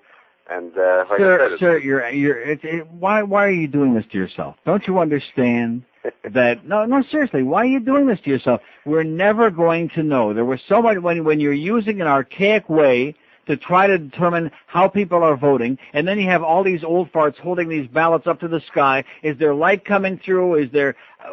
what are we talking about? There is no way to know. I know it's frustrating, but please accept that if I never tell you anything else that you believe that. There is no way we'll ever really know. Well, the worst part, though, is, you got the young people who probably could, if they all voted, make the majority rule. Yeah. But most of them are so apathetic to voting, and here's a perfect example. Well, why shouldn't they be apathetic? First of all, look at the candidates you got. Second of all, look at the fraud and the corruption. Why should young people waste their time getting involved in this? What's the point? Right, and these candidates really do show their true colors when all of this, crap. Maybe they're smarter than we are, sir. They're not wasting their time with this crap. In fact, I salute all you young people out there who didn't get involved and bogged down with this bull crap. I salute you. 20 before noon at 560 WQM. Floridians, dumb as dirt. Waitress, I'm going downtown, baby. Going to eat some pancakes. Sweet, sweet syrup, spin off the side of it. Give me Waffle House, I want to eat it now.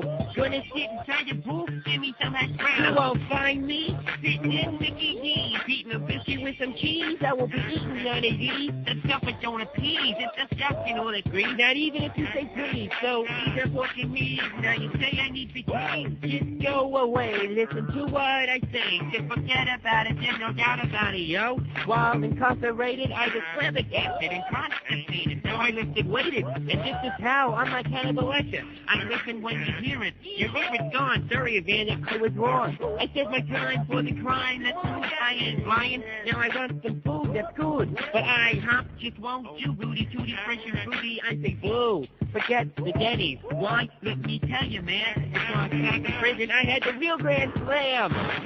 You see that? You see, I'm a rapper. I'm a singer. Oscar did a whoop. The Oscar did... The guy named Oscar, you don't got nothing on me. If I'm a singer, you see? I'm just trying to get it. It even means do it. Yeah, I wonder if Alien had his Happy Meal yet today. What do you think? Well, it's getting close to lunchtime. I'm worried about it. 14 till noon at 560 WQAM, 5670560. They're doing the weather on CNN, so you know that we don't have any news from the U.S. Supreme Court. Now, since today is December 12th, and it's the kind of semi-official day for, naming the electors, although the legislature is waiting until tomorrow to, officially, they're in the process today, but they're going to wrap it up tomorrow. Which it seems to me, and again, I'm no legal expert, unlike your girlfriend, but it seems to me that if they do that, that even leaves their electors kind of up in limbo. It leaves them open to question, let's put it that way. You know what I'm saying? But I think if you listen to rap music, it should give you a real good idea of why. Well, I don't want to go into it. Where the American education system be at. And I was telling George before, like in Amsterdam, and I hate to keep bringing that up, but I do spend a lot of time there. I have an apartment there. I live there 17 months out of the year. 17 months? That's not bad. 17 weeks. Oh, 17 months, please. But anyway, and there are places where I shop. There's one market where it's owned by Chinese people. Go in there to get maybe a candy bar, a bottle of water, whatever. Chinese people from China, and they speak, of course, Chinese, and they speak Dutch because they live there and they do their business there, and they speak perfect English. And I'm sure that when people go in there and speak to them in French or Spanish or maybe even German, they probably speak some of that language too. Or like if I go into an establishment and they speak to me in Dutch, and I say, "Oh, I'm sorry, I don't speak Dutch, I speak English." Guess what? They speak English to me. Because almost everybody there speaks English. It's the mandatory second language in schools. And they don't look at me like, "Oh, what's the matter? Can't you speak Dutch?" Huh? Are you promoting a bilingual propaganda? No, I'm just saying that bilingualism doesn't work. And they don't have bilingualism there, officially. But my point is, why is everybody in this country so goddamn uptight about people speaking another language? What's the problem? And yes, I've had instances where I find it offensive, where people who speak perfect English, like those kids in the elevator from Power 96. Oh, speaking of Power 96, thanks to John Jarris, another of the Power 96 people brought us a check for Planned Parenthood. So that's 2 in 2 days. Any QAM salespeople bringing checks the last 2 days? No. No. Anybody from management? No. Other than Duff? No. And see, they have no shame. You can't shame these people into giving because they won't do it. They won't do it. They have no understanding about broadcasting is all about, what charity is all about, what this program is all about. All they know is that we make them a lot of money, we get big ratings, and that's it. And that I'm a pain in the ass and they hate me like poison. But other than that, that's all they know. Well, I just, for the life of me, don't understand what the big sickness with you people is about language. Why is it such a psychotic thing? I mean, it's a great excuse to hate people. There's no question about that. Here's a mobile in Miami. Hello. Hey, how's it going, Neil? Okay. Hey, I think we could solve the problem between the Gore and Bush campaign problem here. I think we should just have Lázaro González as president. Yeah, there you go. Or maybe Armando Gutierrez. Gonzalez and Gutierrez. Brilliant. Wonder how long it took him to think that up. How many hours do you think it took? None. 5670560, pound 560 on the AT&T and Verizon wireless line. And out of town, 877-785-6345. Here's a mobile in Miami. Hello. Yes, Neil. Yes, sir. Oh, good. Okay, that's on the line. Yeah, I just get a big kick out of all these people that are in this big tizzy over who's going to be the next president, Bush or Gore. Because to me, it doesn't matter, really. It matters more to me who the next crook that's going to be our local elected official, giving away $60 million to a local developer or something. Yeah. That's more important. You know, those are parks, those are schools, those are roads that don't get built. And all these people that are in a big tizzy, don't you understand? Like I said before, it's the public being manipulated because the media tells them that this is the most important thing. Every 4 years, they're supposed to get all worked up into a tizzy, and so they do it. And because it looks like somebody stole the election or somebody didn't steal it, whatever their political viewpoint, therefore they get duly outraged and psychotic about it. But you make a very good point. I've said that for years. The things that happen around you, like the closer to home, the more important it is, and nobody cares about that. Yeah, just like you said, just like I said before, we got kids going to school in Dade County who can't even go to, they get like 2 minutes for lunch every day and who don't have textbooks to take home. Nobody cares about that. Nobody. Exactly.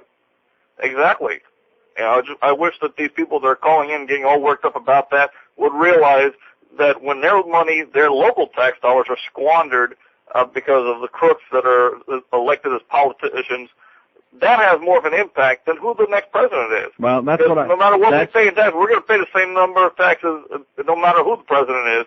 But how that money is spent locally from our local tax dollars, that has more of an impact on our lives than whatever they do in Washington. Yeah. Good luck to us, pal. Have a great day. Just like I tried to tell people all those months that you were all getting whipped up about Alien. Oh, my God, I told you. It doesn't amount to a hill of beans. It means nothing. It's meaningless. And all the people that were getting crazy on both sides, for crying out loud. Why? Why? For what? He's gone. Maybe he's having his happy meal. Maybe he's not, which means he'll live 10, 15 years longer. But regardless, it didn't affect my life. It didn't affect any of your lives.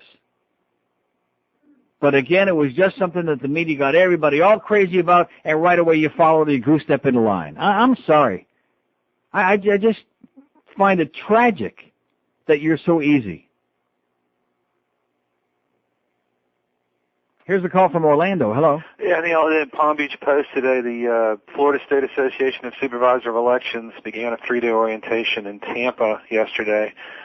15 new supervisor of elections and 8 veterans were there. And when Teresa Lepore announced her name. She said, chuckling nervously, softly. The 15 newly elected supervisors and 8 veterans in the room listened politely and silently, and then they gave her a long, loud round of applause. Really? And she said, quote, "You'll get me crying now," unquote. Is she on Queer Street? I'd like to get her crying. She's on Queer Street now? Uh-huh. Well, she knows all there is to know about the crying game. Okay. 567-0560, pound 560 on the AT&T and Verizon wireless line. Very good, sir. Excellent. It says on there, today is the target date for Florida to choose presidential electors. The only problem is we're still waiting for the Supremes to start singing. Yeah, I think that Clarence Thomas, he could probably carry a tune. Here's Miami. Hello. Miami. Hello? Yes, sir. How you doing? Okay. Well, basically, I want to make 2 comments. One thing, I wanted to reiterate the fact that the Dutch people are absolutely incredible people, and they have something else that we don't have, and they have non-canker oranges out there, it seems. The orange juice in those coffee shops are phenomenal. There you go. Another thing I wanted to say, though, because you had that joker call to say, hey, it doesn't matter what goes on up there and this, that, and the other, but I don't think the people understand that these wonderful special sessions that the Republicans have called these last couple of years, they're not free. You know, they cost us money, and it comes out of, our paychecks anyway. Yeah, but look, if the public didn't care about the 60 or 70 million for Penisgate, they're sure not going to care about this. It's small change. Yeah, but they're not buying me drinks up there, so, I mean, it becomes bothersome. Yeah. There's no more free Crown Royals and stuff like that. Right. But, one day we'll probably wake up and become as liberated as the tolerant people out there in that wonderful wonderland. Don't hold your breath, pal. Thanks, Bob. I'll see you on the plane. I'll see you on the dam rack. You got it. Okay. I'll see you at the Murkies on the dam rack. I was telling George about that. It's, of course, almost all the restaurants there are ethnic restaurants, and they're owned by legitimate ethnic people. Italians, they're like real Italians who came from Italy, not Guidos who talk about mozzarella and gabagool and that crap, like real Italians. And you go in there and they speak English, I mean with an accent, but who cares? They speak English and they speak Dutch and they speak German, they speak French, and they speak Espanol. They pick it upon. And what's the big deal? And you want to know why? Because it's good business. And if you don't speak their language, they don't, because you're like, Oh, I will say that, see, I'm getting sucked into it now, because there are places in this town where if you go in and don't speak the right language, they look at you, And you know what? You just don't frequent those establishments. You say, to you, that's all. You put that little finger up in the air and say, bye-bye.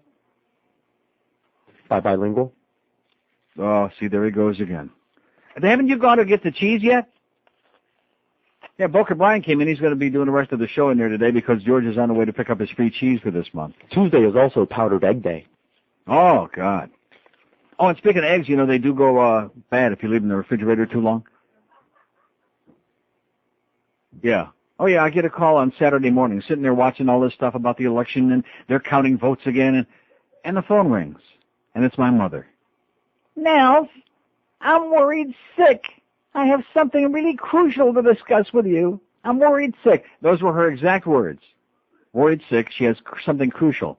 When I was at the house, I noticed that you boys have some eggs in the refrigerator, and the eggs have an expiration date. Now, first of all, I asked John, I said, have you ever bought eggs? Because I never see him making eggs. No, I never buy it because I don't cook eggs. I don't like eggs other than the omelet. So I know she brought them when she stays there, which she denies. She brought them. And they say you can get salmonella. I said, how much is he making this year? And what position does he play? I said, I'm going to go right now and throw them out. I'm just worried sick about it. I said, I'm going to the refrigerator right now, and I'm going to throw them out, Ma. Although what I should have done was, I should have said, we're going to go make omelets right now and see if they're still any good. Then she'd have had something to be worried sick about. This is 560 QAM. Sports Radio 560 WQAM Miami, Fort Lauderdale. A Beasley Broadcast Group station. And WQAM.com for the world. Esa es la cingada manera de George Bush.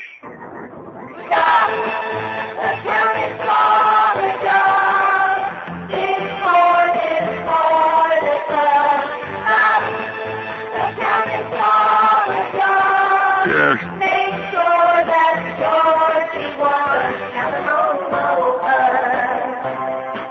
This place is over. George O'Connor is aware that Georgie's heart wants a suit and tie and 2-day car. he's a dumb old guinea wop. Swearing son is his Uncle Tom. Don't bother them about democracy now. They want George to be crowned. George tell them roll, when a paper Tom delay. He'll rule the world someday. Now, the crown is glorified.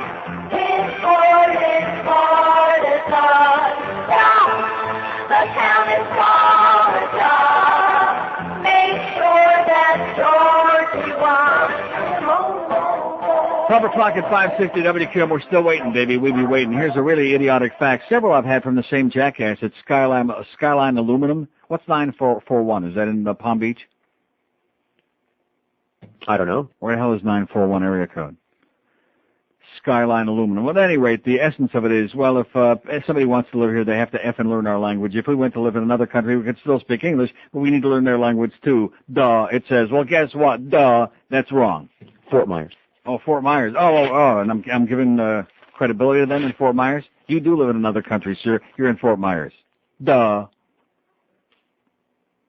I could live in Amsterdam for the next 30 years and never learn to speak a few words of Dutch. That's all I need. Don't need to speak Dutch. There are people living all over the rest of the world don't speak the native language. And they somehow get along, fake their way through. If they're smart, they learn a few words enough, to get by, and that's it. Duh. 5670560, pound 560 on the AT&T. Just what I need is to be lectured by those intellectuals over there in Fort Myers. Oh, man, are they sharp or what? Here's a mobile invoker. Hello. Hi, how are you doing? I'm doing great. I just want to say I'm a new listener. I enjoy your straight shooting talk. I heard you and George talking this morning about the keypad. 2 points might be missing. A 1,500 lot costs the same both times unless you order them on an expedited basis or you order them from a different supplier. And as far as the Gore and Bush thing, I know we're all getting fed up, but we can't quit just because we're fed up with it. Well, what do you mean we can't quit? What does that mean? Quit what? Well, I'm kind of pleased that Gore's following this through because I'm fed up as well, but it's like World Wrestling. If he happens to be on top when everybody's fed up, so we say, okay, you take it because we're tired and you just happen to be on top when we're fed up. Well, I mean, because you're fed up, it all depends on what you're fed up with. I'm glad that he followed it all the way through, but there comes a point at which you've lost, and you have to say, and then when the Supreme Court decision comes down, they rule against him, he's going to have to concede. But the fact is, I agree, but the fact is that about last week, maybe. But to immerse yourself in it and to become engrossed in it at the exclusion of almost everything else, like millions of people have done, I'm sorry, that's not for me to do. I'm not that well whipped up about it. I'm with you. I'm just glad Gore stuck it a little bit longer than I would have. I agree. I'm with you on that. So the sooner it's over, let's be done and let's get going and do things. This Amen. is the country here. Okay, have a great day, pal. You too. 5670560. U.S. Supreme Court ruling on the any second, baby. Well, any time it says. It doesn't say any second. At any time. Or it could not come at any time. And there's that judgmental Frank Sesno. Mike Betcher. Still all worried about Bubba and his blowjobs. That'd be a good name for a group, wouldn't it? Bubba and the Blowjobs? That's not bad. Or like a song, like Willie and the Hand Jive, Bubba and the Blowjobs. There you go. Boca Brian.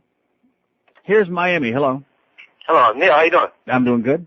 Hey, listen, I heard a rumor, right? Down the Supreme Court judges, they were in there flipping a coin, man, trying to see who they're going to choose, either Gore or either Bush, right? But they said the Bush possibly try to flip a double-headed coin in it, man. So they're going to cheat all the way to the end. Mm-hmm. Well, you know what Clinton says? Some head is better than none, or something like that. 5670560, pound 560 on the AT&T and Verizon wireless line. We're just killing some time waiting for that big ruling to come down. We're waiting. As if the whole my life is just hinging on it. And yours? Haven't you got that cheese yet? Here's Coral Gables. Hello. Hi, Neil. How are you doing today? Okay. I'm sure you know about the Justice Scalia and his two sons. Yes, I do, sir. We had that on the air yesterday. Yes. Well, there's more. If you go to bushwatch.com, there's a late-breaking story. Of course, it takes the Examiner or a British paper to uncover this. But Judge Uncle Thomas's wife works for the legal firm that's working for the Bush transition team. Yeah. Well, that's further conflict of interest, Oh, of course. in my opinion. Look, of course there's a conflict of interest. And of course it's all political. In spite of all these talking heads on the networks that are trying to make it seem like there's some objectivity, and all these people that used to be aides to this justice, there's no objectivity. It's all political. Anybody who doesn't believe that is a moron. Yeah, well, I understand that, but it is No, it is not unbelievable. That's what our system is based upon. All of this, rub one hand wipes the other and wipe your ass with it. That's what it's based on. Well, I agree with what you said yesterday, and that the objectivity of the press is totally gone, and where are they, and all of this information is sitting out there, but they've done the kind of stuff you're talking about, you have to go to some website somewhere, just like the pictures of Bush with the drinking the booze, all of these other things, because the media is like, they're wrapped up in their own, whatever it is, their own little world. Well, unless you get a British paper or something. Right. Well, I don't think most people are reading the British papers. They don't speak that language. Good luck, thanks for the good news. Yeah, they have to legitimize it, because otherwise, how could they cover it and give it all this credibility? And that's what the media does. Because the media is pandering to what they perceive to be the majority of the public. Most people are Democrats or Republicans, and screw everybody else. That's what the media basically says. 567-0560, pound 560 on the AT&T and Verizon wireless line. Many lines open, sitting and waiting there for you. Let's see, did we really get them going there on the Planned Parenthood fundraiser? What do we got in there? 2 orders today on there. Look, $40 more for the best deal on our website. 40 more bucks. At that rate, by December of 2025, we might get to $100,000. Here's Fort Lauderdale. Hello. Hello? Yes, sir. Hey, I was listening to your show about 20 minutes ago. There was a commercial on with Todd Simpson, the big defenseman. Yeah. We're going to turn this thing around. Well, he's injured, so he ain't going to be part of the Yeah, problem. and I'm going to hit someone. What a stupid commercial they have trying to sell tickets. Who the hell wants to go to a Panther game? They suck. Yeah. I mean, just the commercial made me laugh. Hey, but don't forget we're getting the All-Star game. See, they always manage to come up with some obfuscation. The new deal is now we're getting the All-Star game in 3 years, and they're using that story to cover up the fact that it's a disaster and nobody's gotten fired yet. It's unconscionable. I just can't. Everybody's wondering out loud how many naked pictures the Murrays must have. I'm surprised you didn't say anything after the commercial. I heard you do a sound when they said we're going to turn this thing. You did. Well, we don't. What am I going to say? Am I going to come on and start joke for them to put a commercial like that. I mean, they suck. They should. Okay, well, you've said that 3 times now. I agree. But we don't rip the commercials. In fact, that's enough. 567-0560, and of course, if this were a town where anybody cared about that, then both the Murrays have been run out of town on a real long time ago, and probably Mr. Bowtie, Bill Torrey with them, but they just don't care enough. I mean, they didn't care if you could see the goal light go on the first year in the new arena. I was the only one who cared about that and screamed and hollered and embarrassed them into putting in goal lights that people can actually see. And then they didn't care when we got Pavel Bure because they had no idea who that was. And you expect me to, waste my time here? I mean, I care about it, but they don't. And I have this thing that just motivates me. It's called the need to survive. The need to get that check twice a month. Here's a mobile in Miami. Hello. Hello, Neil. Yes, sir. Yeah, just to dispel a few stereotypes. I'm Latin. I do speak English, and I voted for Gore. But, oh my God! But in response to the facts from Fort Myers, I lived in Mexico for 5 years with 200 other Americans, and probably about 4 or 5 of them actually learned Spanish after the 4 or 5 years. Right. So that's it. There are thousands and thousands and thousands, maybe millions of Americans living abroad, and they, for whatever reason, how about if you lived in China? How about if you had some kind of a job in China? Unless you were actually doing business with the Chinese people, how in the world could you learn their language? Right. All right, thanks for your time. Okay, thanks. I mean, just look at those goddamn symbols. 567-0560, pound 560 on the AT&T and Verizon wireless line. I'd like to hear from some women today who aren't upset about bilingualism. Do you think we could hear from one between now and 2 o'clock who aren't all whipped up about that? That's all they care about. I've never seen anything like it in my life. That's all they care about is how much they hate the Cubans and about bilingualism, which of course all ties in with that because it's a great excuse to hate the Cubans, and then the other guy throwing in all the Latins with that generalization, as if all Latins vote alike anyway, which they don't, because Gore got far and away the majority of the Hispanic vote in this last election nationwide. But don't confuse these people with the facts, because Hispanics be bad. Cubans are Hispanics. They hate the Cubans, therefore they hate all Hispanics. And since Hispanics come from some other country, they hate everybody from any other foreign country. And on it goes. And let me say it again, you little Neanderthal yokels over there in Fort Myers, we don't need any instructions on life from you guys, okay? because you are in another country and you still can't speak English. 9 minutes after noon at 560 WQF. The Neil Rogers Show. Sports Radio 560 QAM. And now the red from Reich Marshal delays headquarters in Washington, the Jim Baker Singers. Have yourself a precious little Christmas. Christmas all around. Say on to the new Republican forthright. Have yourself a precious little Christmas. May you have the day. Perhaps a nigger has tied it to your truck. They'll carry and have yourself a precious Christmas filled with hay. Merry Christmas, King. Yeah, well, General Bohat, I can assure you I will. Very well. See to it that you do. I'll delay. What is this man doing here? 1214 at 560 WQM. Every time I see him, every time they put his disgusting, grotesque puss on TV, that James Baker, just sends a chill up and down my spine.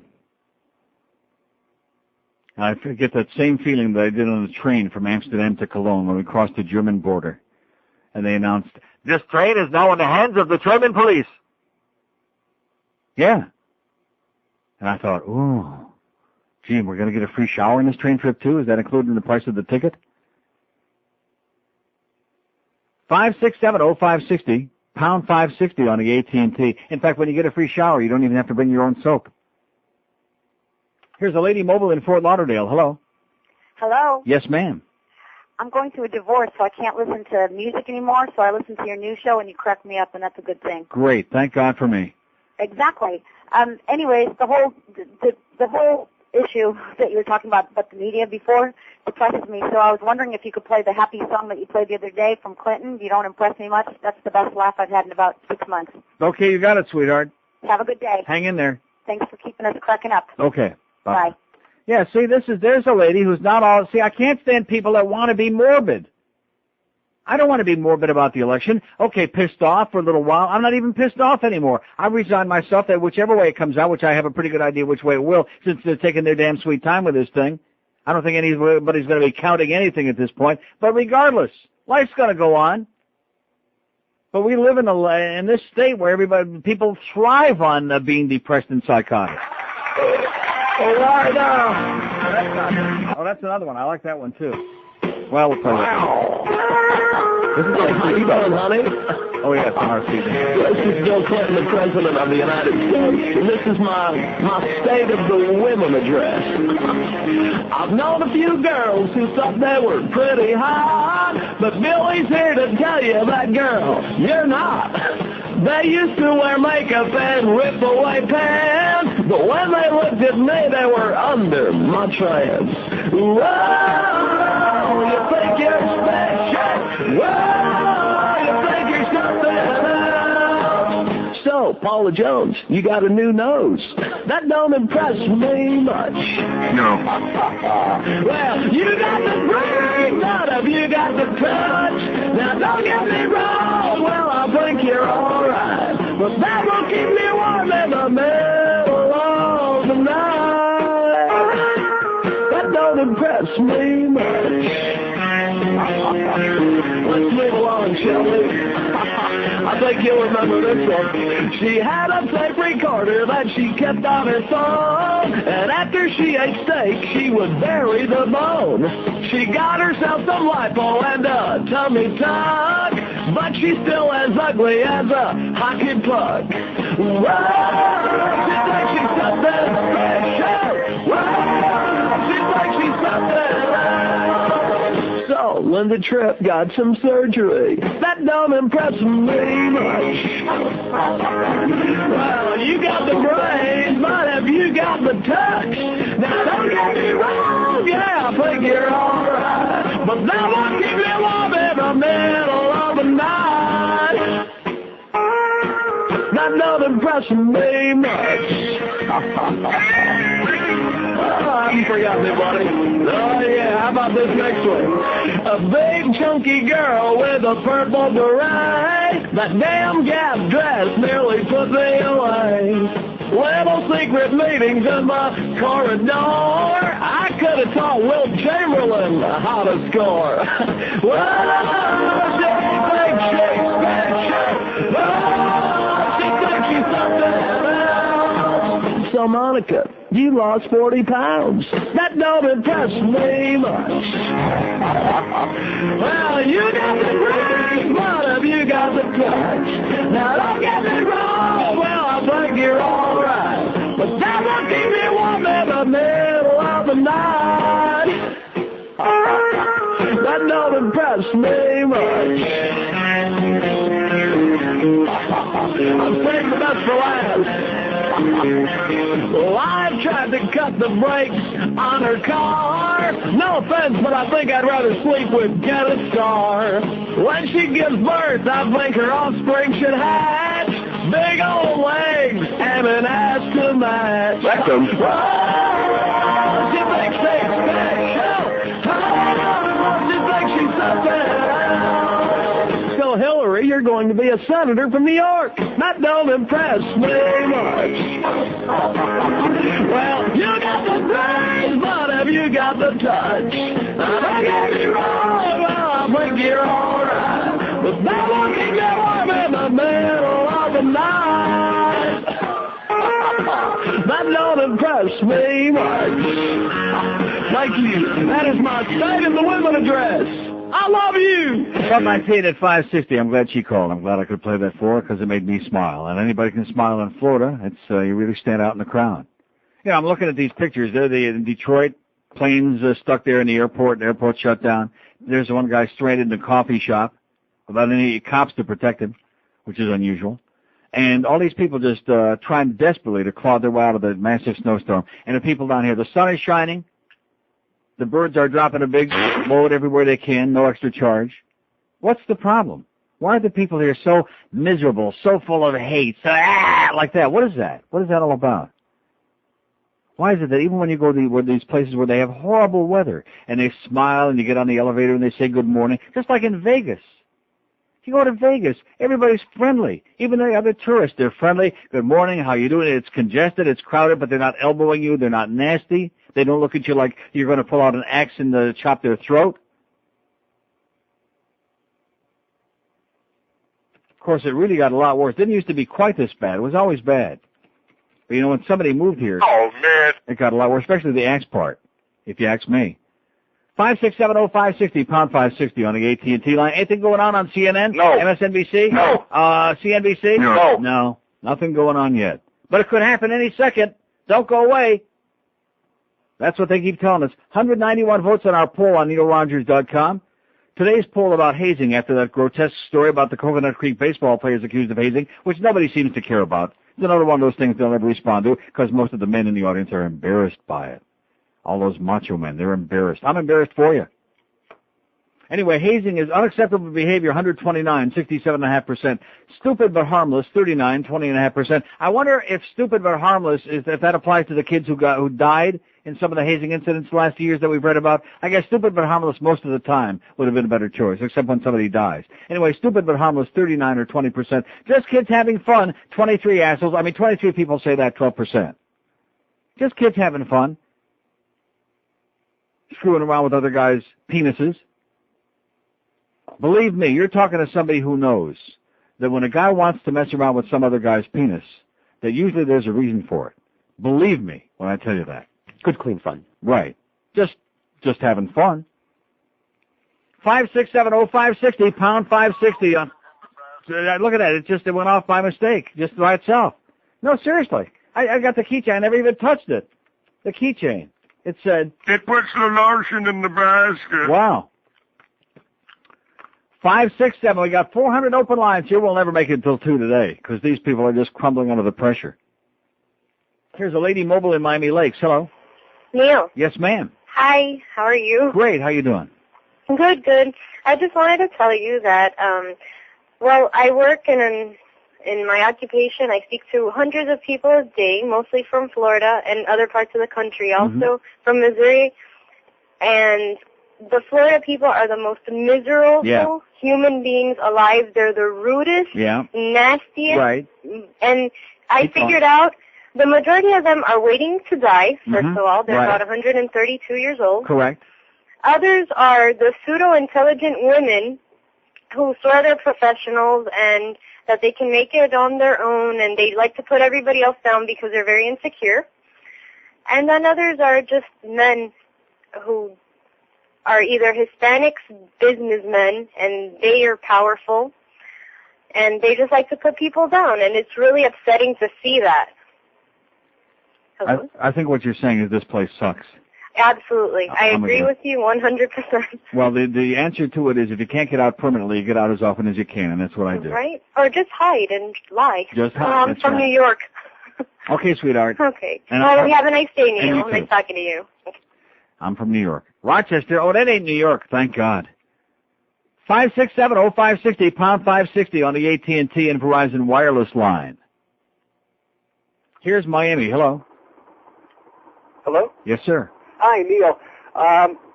Forgive me for the connection. It's as best as I can do. But okay. The frustration seems to be like we're in a hurricane over here with the entire nation. I thought America was supposed to be based on equal rights and things like that. And that equal rights. Since when did that happen? Well, I guess that's what we were all expecting and taught. I mean, reality, I guess, is hitting us in the face. I think that all those people who are picking cotton, they should all have equal rights with each other. No. All those cotton-picking folks. This whole country was based on discrimination. That's what this country's all about. We have a caste system here. You know that. We have the upper class, and then we have all the rest of us. I guess that's really what the story is, but, there are a lot more people that I guess are in the majority who are not part of that upper caste system. Yeah. And whoever said that majority ruled, because they were wrong. Majority doesn't rule. The people with the power and the money are the ones that rule. I see. Okay, thank you. Okay, well, that was good. Little civics lesson for them there. Little lesson on reality in life. The people with the big bucks, people with the big connections, they're the ones who get the power. Those are the ones who rule. The Kennedys, the Bushes, the royal families, those are the ones that pull all the strings. And the rest of us, we're just like little puppets on a string. Just like in the beginning of Godfather. All three Godfathers at the beginning of the movie. It shows the strings, so the hand on the strings. And the string is attached to your rectum, and somebody's yanking it, and don't even feel good.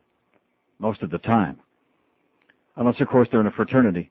5670560. There's nothing like running naked on the beach. Oh, I'm sorry, I don't want to play that guy again. How about just a couple of words from him? Maybe just a word or two. Here's a mobile in Boca. Hello. Yeah, hi. How you doing? I'm doing okay. Well, I wanted to talk to you a little bit about this fraternity business that you mentioned, and I just wanted to ask, if you have any best friends, and how long have you had those best friends for? Oh, I can't deal with him again now. Maybe another word or two.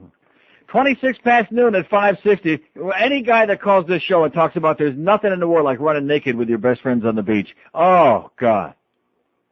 I mean, does this guy really think he's fooling anybody?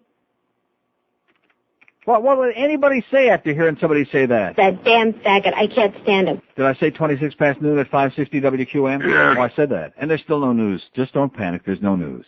But it could happen any moment. Gypsy Hoover out the moon, man. We're back live here at the WQAM Christmas Boat Parade in Fort Lauderdale. Yeah, it's fun. Look at the boat. Look at the boat. It looks like it's a nice Bertram yacht heading this way. Nice, I get it. Bertram yacht. Looks like the owner's trying to say something. Look at me. Let's listen in, shall we? That's right. Look at me. Aren't you thrilled at how much more money I have than you? Keep worshipping me. That's right, my little lemmings. Let's hear it for my good fortune while you go home to your macaroni and cheese. Bye-bye. Looks like we got someone on the line who apparently has the bridge locked up in opposition. Hello?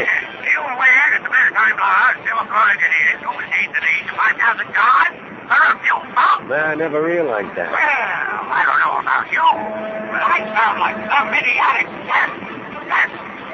Thank you for your call. Here comes the WQAM yacht. That's not a yacht. That's not a yacht. Oh, yeah, you're right. That looks like a ski-doo. Yeah. With what looks like the sales staff attempting to form a human triangle. That's high boys. Is that? Yeah, that's high boys trying to get on top. Oh, my God. Look out! Oh, the humanity. We'll be right back after the latest finger paint scores of Mrs. Manicotti's Montessori school. Stupid, idiotic jerk. Okay, 12:31 at 560 WQAM. Oh, I forgot to thank Dave, the buggy man, Gordon, from LC Evergreen Pest Control, left his card here. Thank you, Dave. Have to get our own pest control guy in here. Came and sprayed yesterday, and we have no bugs today. Thanks, He'll be Dave. back today for phase 2. And he'll be back today to pick up the carcasses.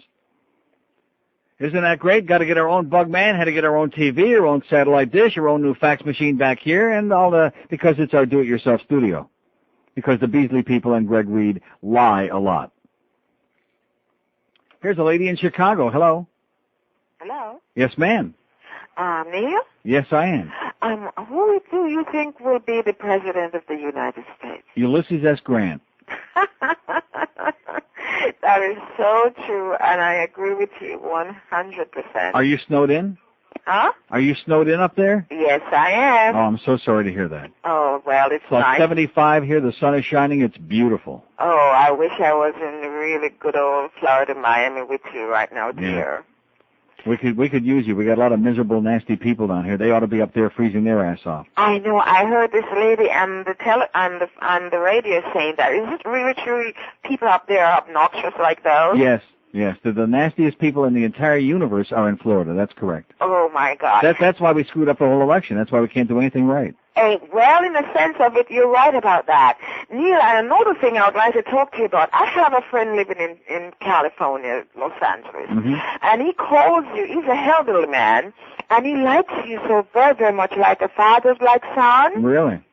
And, yes, elderly men, sometimes their mind doesn't work together, like... Right. Like functionable. Mine. And he says whenever he talks to you, you don't give him a time of day. Can you please give him a time of day? 27 till 1, it means it's like 27 till 10 Pacific time. Okay. Will you just talk to him for at least a minute or so? Maybe. Okay, I will tell him that, and he will call you. Tell him to call me after the new year. Okay, darling. Okay, sweetheart. Bye-bye. Bye-bye. Keep that in mind, George, when he calls. Get the timer out. We'll give him 1 minute. Maybe. What do you want to say to us? Stupid, idiotic jerk. Okay, 26 to 1 at 560 WQAM. Here's Ben Overton, former Florida Supreme Court Justice on CNN saying... Yeah. Well, no, I'm not going to put that on. They're just killing time. They're just vamping now. They're desperate. Desperate. They're all smuttering it when they please do something. Run out of talking heads for crying out loud. Please. Even Alcee Hastings won't talk to us anymore. Please. Do something already. This is the most ridiculous pile of crap. Stop and think about this. What are they discussing? Maybe Clarence Thomas is passing that big fat one around. That might be it. And Rehnquist is probably saying, well, where do I stick this? Oh! We can tell him where to stick it. Right in his big fascist rectum ass.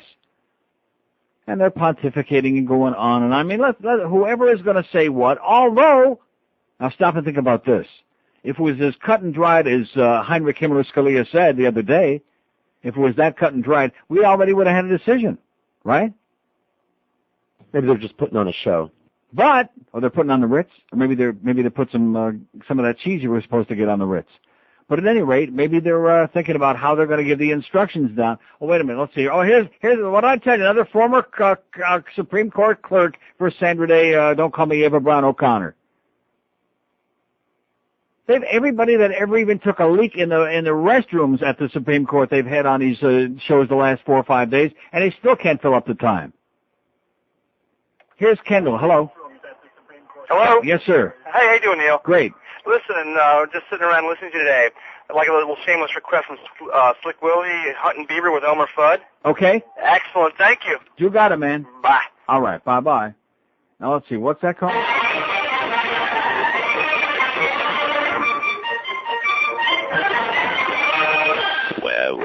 President Wescoe Webbit. Webbit, come out with your hands up. Don't shoot. Don't shoot, please. President Quentin, what are you doing out here? I'm on the prowl. So am I. I am hunting for wabbits. Really? Well, hunting for wabbits is nice, but I'm hunting for something a little more gratifying than wabbits. More gratifying than wabbit? What's that, Mr. President? Beaver. Oh, that sounds very exciting. Beavers have such a nice pelt. Yes, they do. And a big round tail. Round ass, you gotta love that. And a voracious appetite for wood. I got enough wood in my pants to feed an army of beavers. Let's go. Do you have a rifle? Nope. All I need to get beaver is my boyish good looks. And this. Oh my. That's the craziest looking rifle I ever saw. Well, it's a little crooked, but it gets the job done. I don't see how you ever shoot beaver with that thing. The key to shooting beaver is you gotta get right on top of them. Sounds whiskey. I smell beaver. What do we do now, Mr. President? Give me that breath spray. Just do what I do. Oh, baby. Oh. Right there. Oh. Yeah. Oh, my.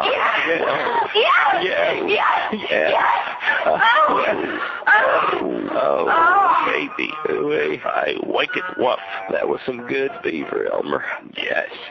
Beaver is very good eating, Mr. President, and a hell of a lot less filling than wabbit.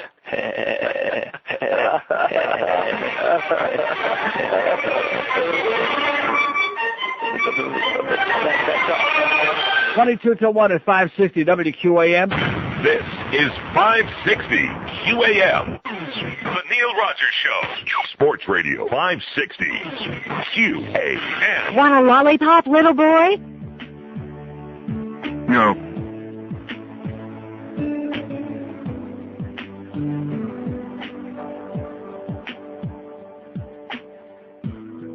Politicians around you bring tears to your eyes. Their fakeness astounds you when they hand you a line. They're all the same. They are all dopes, taking me off those morons before they screw up. Well, that shouldn't take too long.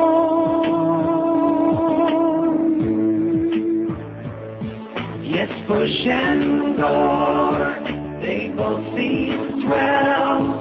Won't get my vote, no way in hell. They're as useless as don't do. This I promise you. Rhymes with 1242. At 560 WQAM, we're still waiting. And there's Greta. She's saying... They're also pouring over 100 pages of legal briefs. Yeah, okay. She's got her legal briefs, and they're a little bit tight. 5670560, pound 560 on the AT&T and Verizon wireless line. What can this mean, the way they're dragging this out, huh? What can it mean? Here's Tavernier. Hello. Good morning, Neil. Yes, Good sir. afternoon. Oh, here's another former Supreme Court clerk. Yes, go ahead. Anyway, I voted. That's all I could do about it. So That's right. What the hell else can we do about it? It's over with, and now let's hope for the... As long as I don't mess with you, I don't really give a damn. Right. But, you know, I was wondering, realizing is, you know, I can't think of any other media show, whether it's radio or television or what, that is anywhere near close to you as far as, you know, presenting the facts and the truth. I mean, in anything. That's what I always say. I mean, all these talking head shows seem to be right-wing, you know, and it seems a little weird. Well, they're all establishment. Some of them are a little more right than others, but they're all establishment. They're shills. Right. And something else I was thinking about. You know, they spent over $400 million. They get that back, don't they? Get what back? Well, doesn't they get matching funds from the government or something? Well, not all the money that they spent. I don't remember how the formula I goes, don't know but how they that get works. matching funds, sure. That's really weird. Uh-huh. Anyway, for people who haven't been out of this country, this isn't a free country anymore. Hasn't been for a long time. You said it. Keep that passport tight, pal. You betcha. And how Okay. about the Marlins? Okay, see you. Bye-bye. Oh, that's good news. We just got a bulletin. A-Rod, Alex Rodriguez, is going to build us a stadium with some of that money he got. Is he going to do it? Come on, Alex. No. Oh. And, of course, the sports nerds, they're not going to get too carried away about this because they got to have something to talk about. They don't want to see all these sports disappear because then what are they going to do? So they're going to continue justifying the fact that all these, oh, man, it just makes my skin crawl. Including there's a list of all these guys and how much the salaries are. Guys who are like marginal, mediocre at best, who are making millions and millions and millions of dollars. I don't even want to look at it. Nauseating. And it would be different if it weren't for the fact that they're always crying, always coming, they're losing money, and they got to have new stadiums, and the public's got to either finance it or find a way for them to build it, and then they got to charge higher ticket prices and more on the concessions. You know the old routine. And we keep building them new facilities, and then they're obsolete in 5 or 10 years, and then people stop showing up anyway. Your priorities, America, are all upside down. They're all screwed up. Here's South Miami. Hello. Hey, Neil, how's it going? Okay. Listen, I know you appreciate honesty, and I don't listen to you for the callers because, to be quite honest, you got one of the most ridiculous callers in the world. That's true. I listen to you because, I appreciate your opinions and whatnot. But it just bothers me how, you keep saying, I'm tired of this election, I don't want to talk about it, and people just keep on calling with the election, and, you say, you read a good topic about the hazing, and as soon as you finish, some lady calls on and wants to talk about puppies or... No, she might talk about bilingualism. Or bilingualism. Yeah. And, I'd like to slap that bitch around a little bit, bilingualism. And it's just, America's priorities are just, we have a oldest fire voting system, but yeah, we're going to build a high-speed bullet, whatever it is you want to call it, bullet train. Yeah. And, just want to make that comment to you, Neil. Okay, pal. Later. Hang in there. Just consider the sources, okay? There are a lot of assholes running around out there. In fact, if you've ever been to any of our appearances, I'm sorry. Are we going to do that thing at the Pizza Loft? No. Come on, what do you say, George? It's your idea. I say yeah. Yeah, what? Yeah, you want free food. Any chance that I can go there get free food anytime I want. So can I. Right now. But I got to go get that cheese. Oh, that's right. Well, on your way to get the cheese, in fact, drop some off at the loft. Jeff might like put a slab and some on some of that food. Well, that sounds pretty good, Pizza Loft right now. Too bad you didn't have him come in. Dick. No, seriously, it would have been great having it. He didn't have to bring in stuff with a lot of tomato sauce on it. That'll give me agita, especially since my gourd is so good today. I don't have all that gourd. Huh? It's 1:45. He won't be here. Yeah, he will. Call him right now, see what he says. It's right in the middle of lunch hour. Why would you do that to him? Right in the middle of frickin' lunch hour. That's okay. He'll do it for us, because otherwise I'll tell the public what he said last time he was here about... I didn't say shit. Yeah, sure. I'll tell them about Costa Rica. Okay, where are we going? Here's Hollywood. Hello. Hollywood. You mean Hollywood's gone? Hollywood. Hello. Yeah, Neil? Yes, sir. I wanted to talk about the comparison with the Nixon tapes, where he kept saying, don't play the tapes, I'm an honest man. Yeah. He didn't say he was an honest man. He said, I'm not a crook. Yeah, I'm not a crook, I'm an honest man. No, he said, I'm not a crook. He never said he was honest. He said he never stole a freight train. Right. And then the movement down in Miami, when they were all banging on the doors, it reminded me of Hitler and the Goering campaign, where they were trying to keep everybody from getting their votes in. Right. In fact, I hear this year for Hanukkah, they're bringing back a reenactment of Kristallnacht, is what I'm hearing. That could be just an ugly rumor. Let's hope so. Yeah, that was a pretty ugly scene down there. If you can't win fair and square, then disrupt the counting. If you can't stop it legally, then just go in there and intimidate everybody. Stop the count! Stop the count! Let us in! Yeah, it was a beautiful thing. Especially that one guy. Maybe I'm the only one that saw him. Looked like his head was going to spin right off of his shoulders. So what do you want? Oh, maybe some sausage and meatballs with some onions and shrooms, and just enough sauce to make it wet. Squirt. You know what I'm saying? Cheese. No. Well, you're getting your own cheese. You're getting that big block of cheese down there from welfare. What do you need his cheese for? You leave Jeff Cohen's cheese alone. I know I sure would. Here's Miami. Hello. Miami. Here's Miami. Hello.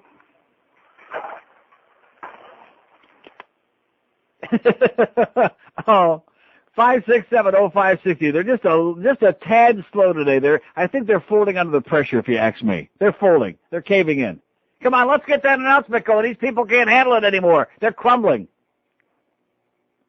Join us tomorrow when we're going to be doing the first of a 40-part series on bilingualism. But we're going to be doing it in other languages. Here's Boynton Beach. Hello. Hi, Neil. Yes, sir. Yeah, I heard earlier on the radio you mentioned something about Coconut Creek High School baseball team. Yes, sir. What happened there? Because I'm an alumni and I used to play ball there. Well, they had a hazing scandal. Seniors hazed at least 5 underclassmen last spring by spreading icy hot muscle salve on their genitals or ass, by beating them with paddles while students photographed the assault. And then one kid in particular got banged up pretty bad. And the parents and the chaperones were there at the hotel in Orlando, were covering it all up. They said, just don't let it out. Yeah, I'm a graduate back in '86, and we used to do the same thing. Why? It's just tradition. Why? I know it's kind of ridiculous, but well, why? Why would you want to monkey around with the other kids' genitals? What does that mean? Well, I don't know. In order to get on the baseball team, you had to go through the hazing, and it's just tradition. I don't particularly. Well, don't you find it a little bit sick? Yeah. Yeah. See. Yeah, I do find it a little bit sick. But if you're on a baseball team with a bunch of guys, you want to play ball, you got to mess around with their genitals. Well, send me some pictures of the baseball team. Maybe I'll mess around with their genitals. Thank you. At least it'll feel better. 5670560 pound 560 on it. See, and this, I'm glad we got that call because he's been brainwashed into believing, he's been conditioned into believing if you want to play for the team, then you got to go along with that crap. This is sick. Nice scam. How'd you guys pull that one off? Yeah. No, I'm the one that wants to know that. Please, let me know how you guys at Coconut Creek, how you ever sucked these guys. Oh, that's a bad expression. How you ever conned them into doing that. That was a very bad, poor choice of words. God. Maybe to get a job in radio. I'm going into coaching myself.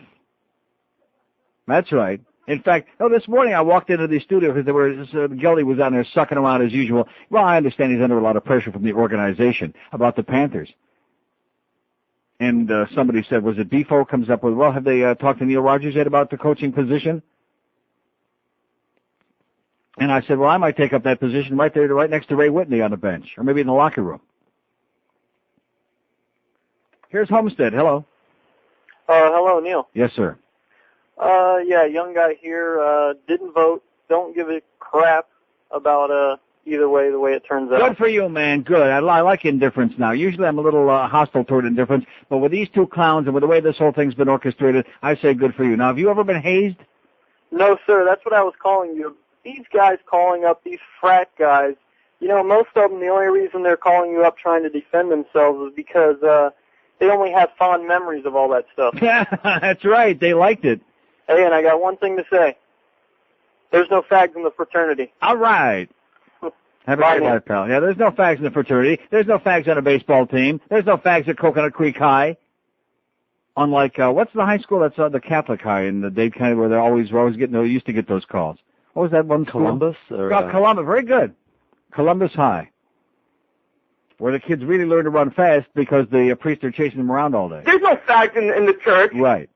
Yeah, they got a great track squad because, like I said, you'd run like hell, too, if those old men in the skirt were chasing your ass around. Underline the ass part. 5670560. I mean, see, you people out there, like the guy that called yesterday, used to think that it was very funny when I was joking about this, and now all of a sudden he's coming to the realization that I was right. I had my thumb right on it. I know what I be talking about, baby. It's embarrassing, and all these closet people and all these people diddling around with each other. Don't do as we do, do as we say, because what we do you wouldn't even want to, you'd be embarrassed by, but just do as we say. Where is honesty anymore? Where are all the old perverts like me, who are at least honest enough to admit they were a bunch of old perverts? Well, there's nothing wrong with that, but at least admit it. And when does my coaching position start? As a matter of fact, I think this afternoon, right after work, I'm driving up to Coconut Creek High and checking the scenery out up there, see what's going on with that baseball team. Hey, listen, it's already December. Another couple of months, they'll be training it, and the team, too. Now, what does that say, NROM? Now, Rom Kent, is that what this is?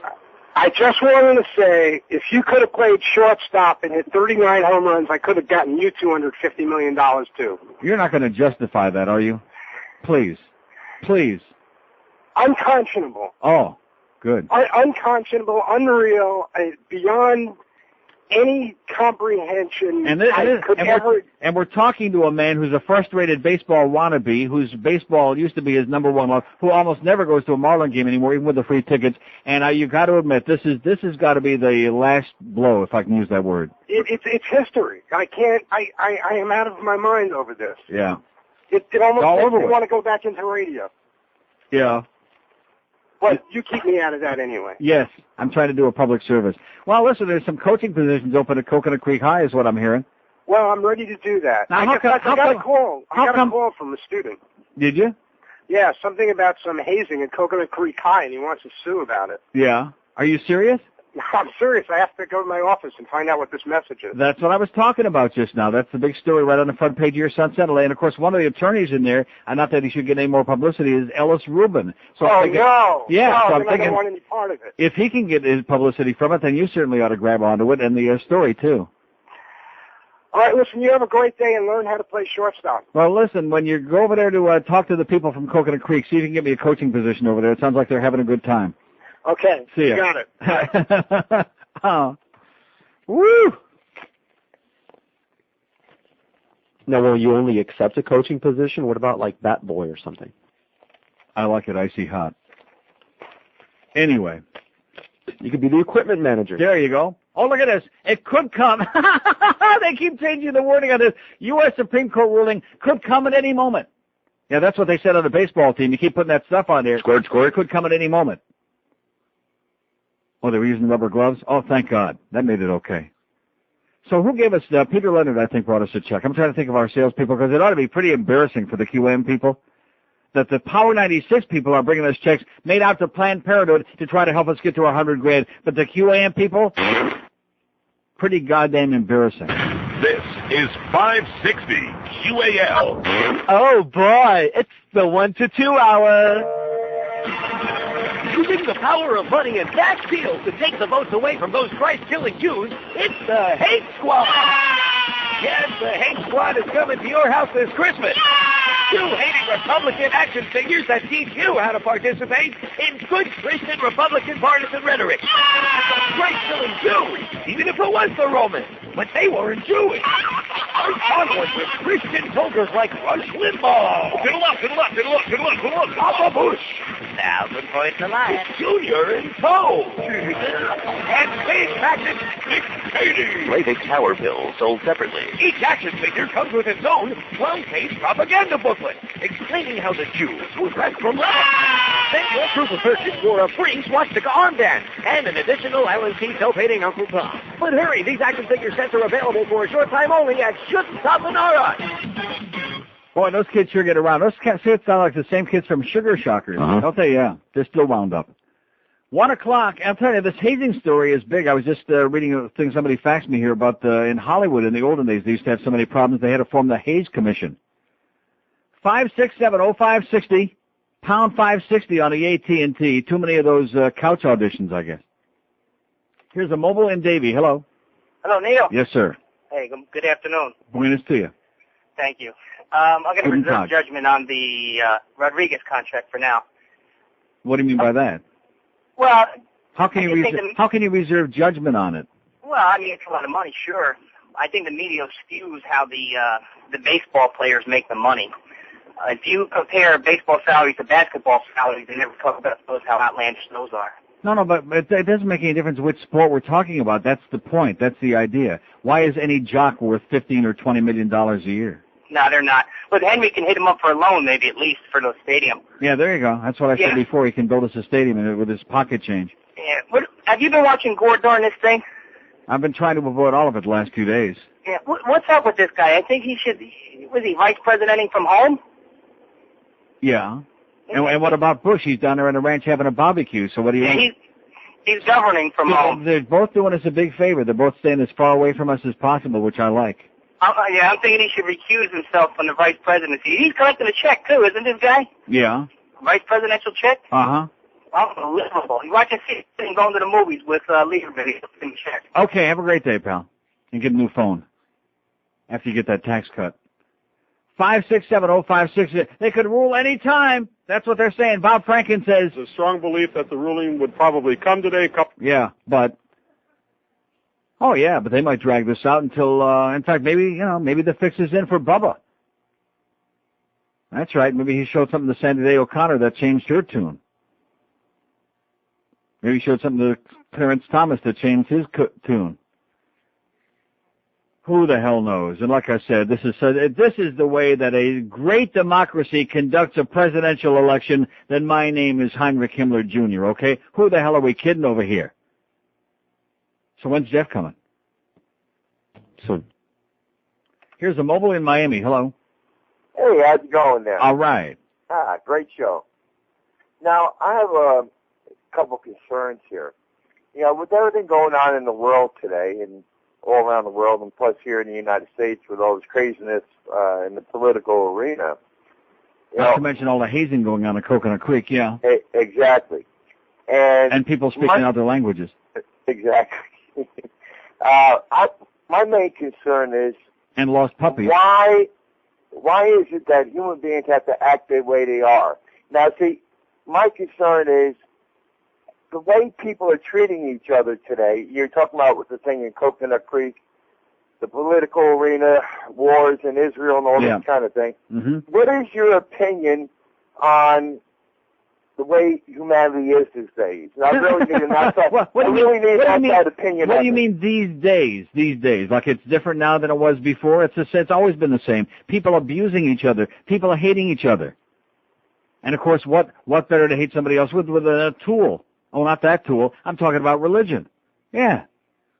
Religion, you got the religious world, you got the crazy people in the Middle East, the Jews and the Arabs and the Christians, especially this time of the year now.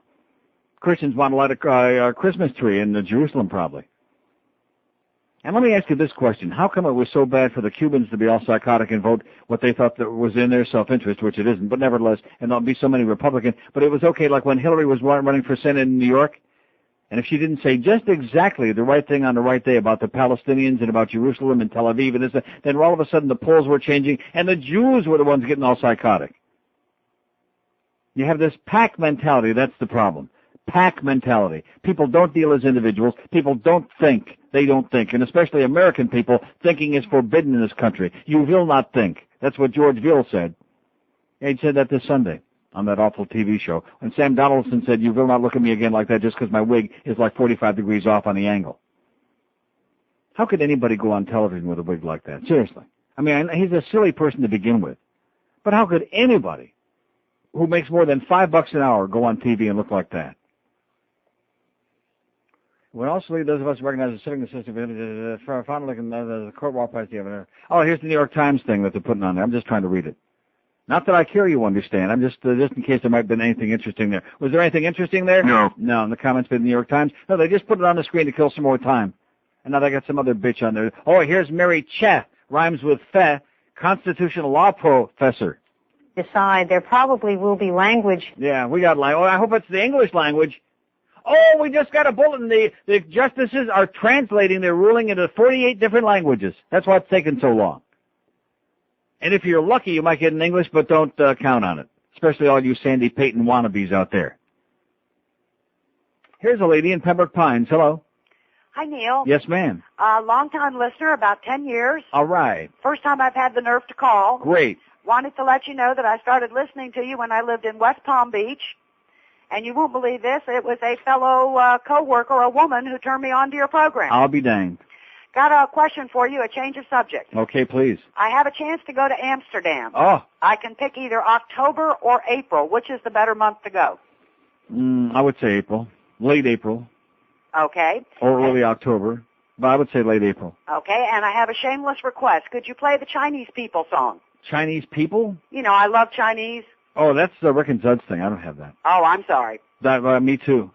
Well, anything by the Rabbit would be good again, even though you just did one. Okay, I'll see you in Amsterdam. Okay, thanks a lot. Bye-bye. Bye-bye. Tot ziens. Yeah, let's play I Like Chinese. Do you want to play I Like Chinese? No. Oh, I do like Chinese. Food, people. See, I was very disappointed when we did the demographic thing over the weekend because it looked like most of our Asian people had vanished. Or either that or the previous one, they were all phony votes on there. They vanished. We had just a small handful, which is what most of the Asians have anyway, a very small handful. That's depressing because the Asians are people you can generally respect. I hate to lump people together like that, but we always do it anyway, so why not, like the French Canadians? We can respect the Asians because they got a brain, because they have ethics, because they've got like intelligence, because they can speak all kinds of zillions different languages and all of these things. Even if they do have very teeny tiny penises, and even with those tiny penises, they made over 1 billion people. Huh? No, it's true. It's true. All you guys out there who have very small penises, don't despair. Just think of those Chinese. And if you think about it long enough, maybe you'll be turning Japanese. I don't know. Who the hell knows? I'm trying to talk about anything beside this crap. I mean, how can you dare? I got one fax here. How can you say it doesn't make any difference? Let me say it again. At this point, to me, I can only speak for me. I care a little bit, but I don't care, okay? I just, not much. Little teeny tiny, like a Chinese penis. That's how much I care about this election now. The whole thing is stupid. It's idiotic. It was pathetic. From the beginning, it was a disaster with these candidates. It was a disaster. So why should it come out right? So how was the Christmas party last night? 8 minutes after 1 at 560. You're right. They spend a lot of money on the station. We don't want to talk about that. Go ahead, son. You're the president now. Come on, sing. K-pop, my favorite song. On the first day of Christmas, my daddy gave to me an American presidency.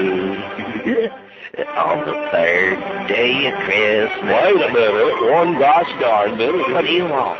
You're not counting the days right.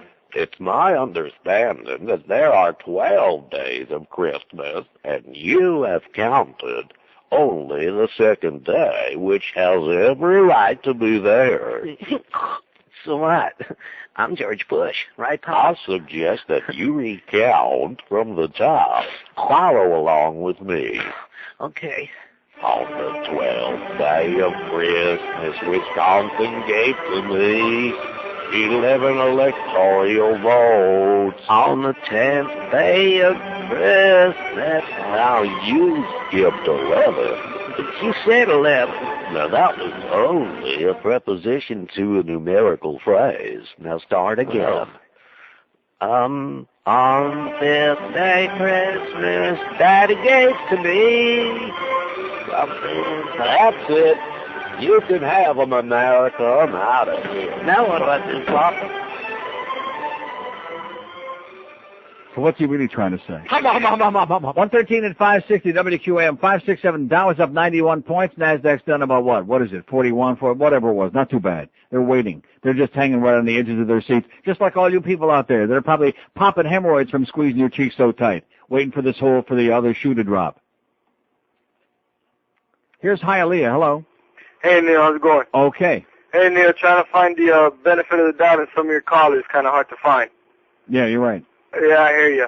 Listen, we don't got no money for schools, but we're going to pay some guy $250 million to hit a baseball. Yeah, and this guy before says he's withholding judgment. He's going to sit back and wait and see, I guess, how many home runs he hits or what. I mean, what kind of crap is that? Like he hasn't made up his mind yet. Tell me about it. I moved down here from Canada 10 years ago. Big mistake. Yeah. To Florida, of all places.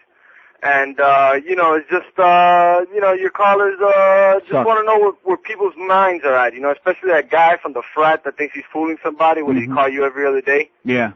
Trying to act, and that puppy lady or the bilingual lady. But anyhow, hey, Neil, I got a request. You think you could play that Shania Twain parody, the one of, Bill and Monica? The one with Bubba? Bill and Monica, that's not Shania Twain. Yeah, Shania Twain parody that Don't Impress Me Much with Bubba. I just got you playing that. Oh, man. All right, Neil. You got it. See it. Did I just get you playing that? Uh-huh. Oh. 567-0560, pound 560, although I do love Shania Twain, who is Canadian, I should mention. But nevertheless. Yeah, let's play it again. What do you say? No. Oh, okay. 5670560. We're still waiting on you. We're still waiting to hear a lot more about the things that are really important in this world besides who's speaking English and some stupid goddamn election between two totally eminently unqualified candidates. Oh, we're real disappointed in you, Neil. We thought you were... No, I'm not. I never liked him in the first place. And now I'm nauseated with both of them. Well, if either one of them had any class, they would have conceded. Do either one of them have any class? No. No. And in addition to which, they hate each other like poison. Just keep that in mind. Both camps despise each other with a special bitterness seldom seen in the history of American politics. Here's Kendall. Hello. Hi, Neil. Yes, sir. How you doing? Okay. No, just to touch on the thing on bilingualism. What? To touch on it? Well, you were talking about it earlier, and I had to go do a favor for my brother. I pick up my niece over at Shenandoah Elementary. Yeah. And I go into the office, and everybody there is talking Spanish.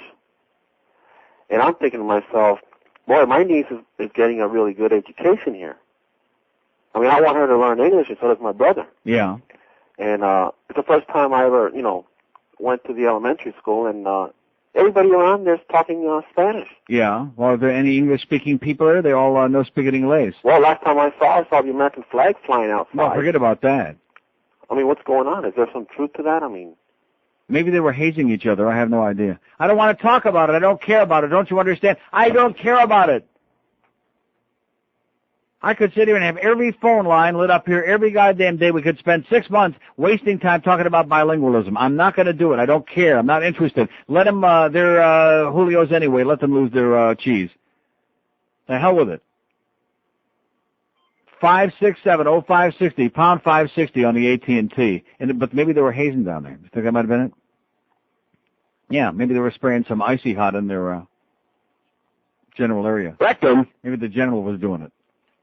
Not that they do those things in the military, of course. Oh, no. Only the Marines and the seamen. Here's Boca. Hello. Hey, Neil. How you doing? Pretty good. I'm a ex-college wrestler and fraternity brother. Oh, wrestler and fraternity brother. Woo! And I'm straight. Yeah, sir, we believe you. Huh? So I'm the heavyweight. If you saw me, no one would touch me. Oh, okay. Oh, kind of like Josh Friedman. Yeah, exactly. Okay. Well, I don't smell. But, oh, well, thank God for that. The hazing, when I wrestled in Division II up by Mansfield, Pennsylvania. It's up by Elmira and Corning and next to Woods.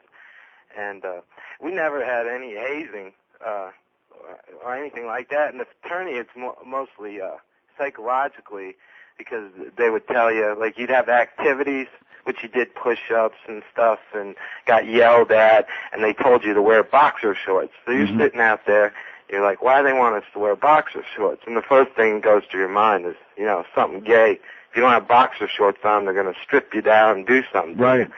But mostly it's the psychological, like the sheep. They said you had to screw a sheep. So, 7 weeks you pledge. They make sheep sounds and stuff like that. How was it?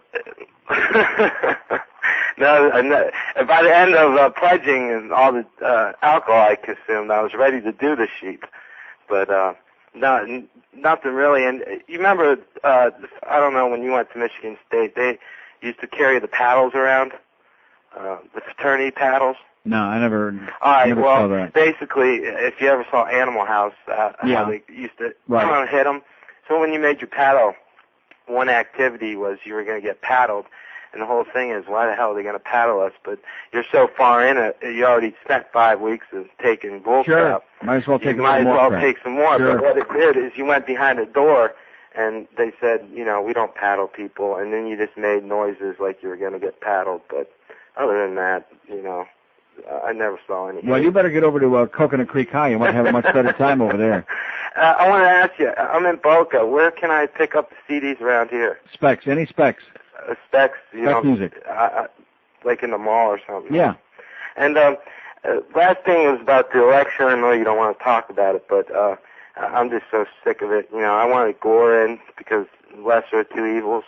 But one thing you told me a long time ago about your dad, how he always talked about Israel. Yeah. And he wanted to go there. Now, you said that like especially Orthodox Jews, every good Jew, that's their homeland. Oi! Yeah, and they want to eventually live there, right? I mean, so with all that, with him being that far right in the religion, that kind of irked me because all the trouble in the Middle East, and where his loyalty's going to lie, with I don't know. Okay, well, listen, hang in there and watch out for the paddles. Okay. Anybody know what he just said? Does anybody in the world have any idea what he just said? No. Okay, I thought it was only me. But he meant well. And he just wishes he wishes somebody could touch him. Hey, listen, he's big and fat, and he wishes somebody would touch him. Like Josh Friedman. But not Josh Friedman. He would not let Josh Friedman close enough to touch him. Believe me, neither would anybody else. Here's a mobile in Coral Springs. Hello. Hello, Neil? Yes. Neil, I say, it gets me sick when I think about the fact that if it wasn't for that butterfly ballot up in Palm Beach County, this election would have been over a month ago. Mm-hmm. My dad was one of the voters up there. Yeah. And he related to me his experience there, and I'd like to say that to you, if that's okay. Yeah. Okay. I cast my vote. I wasn't just a talker. It took me a while to get there. I had to take my walker. 567-0560, pound 560 on the AT&T and Verizon wireless lines. Where are we going next? Let's just keep plugging right along here because they're getting better one by one. Let's go do an appearance. No. Come on. George will do it. He'd like to go somewhere where more than 2 people show up. Here's a mobile in Hialeah. Hello. Hello, Neil? Yes? Yeah, how are you? Listen, I have a question for you. I was listening to some radio last night, and I heard some lady talking about that a lot of the votes for the... Talking about what? For a lot of the votes for the election that black people did, they wouldn't count them or take them into consideration, like Bethune-Cookman and Sam Buell. What is it, and how can they do that? How can they not take your vote or something like that? I don't understand that part. They don't like sponsors, don't you get it? Well, I know that, but I mean, how can they do that legally? I mean, it doesn't make sense. If I go out there to vote, shouldn't my vote count? The word legal has nothing to do with this election, man. You better stop confusing them with the facts. Don't bring the law into this. Legal has nothing to do with Florida elections. Once you take that word out, it all becomes much clearer, like looking through a mirror. God, I'm gagging on that. Must be a couple of these calls this hour. 567-0560, pound 560 on the AT&T. We're still waiting, and they're still showing the weather. There's Lauren Sidney. Oh, boy, she's a weather person like I'm a goddamn brain surgeon. But anyway, she's still pointing at it, and the weather map, too, because they still have no more information. But I guarantee you, when they go back to the news desk, it'll say on the bottom of the screen, any moment now, any second, it could be, like Harry Carey, it might be, it could be, but it's not. We don't have it. Poor Harry Carey. You know, life just isn't the same without Harry Carey anymore. It just ain't the same. Here's the mobile in the Gables. Hello. Yes, Neil. Yes, sir. You were right about yesterday, holding the arm in a 45-degree angle. Uh-huh. But today you keep saying we're waiting for the other shoe to drop, and it's supposed to be the other boot to drop. You're right. Very good. I stand corrected. A special request. It's an old one. It's the restaurant owner selling the Chinese restaurant. Oh.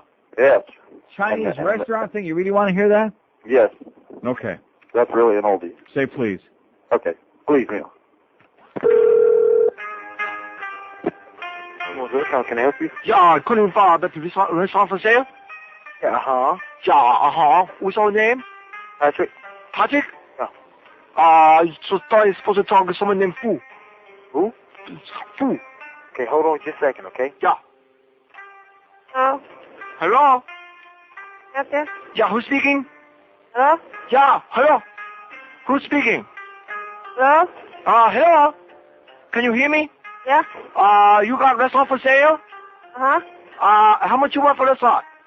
Well, you come here to look at it and talk to the boss. I come over, maybe eat dinner with you. Okay. Does that price include all the walks? Huh? Huh? 什么？怎么的说？ You Chinese? Yeah, Chinese. Okay, you come over. 同老板讲啊。2点？讲？ 2点半啊。 2点应该咋样啊？ Huh? Yeah. 很简单啊。 Long time. Okay, how about I get order to go and then I come over and pick it up and look at restaurant? Okay. Okay? What you have?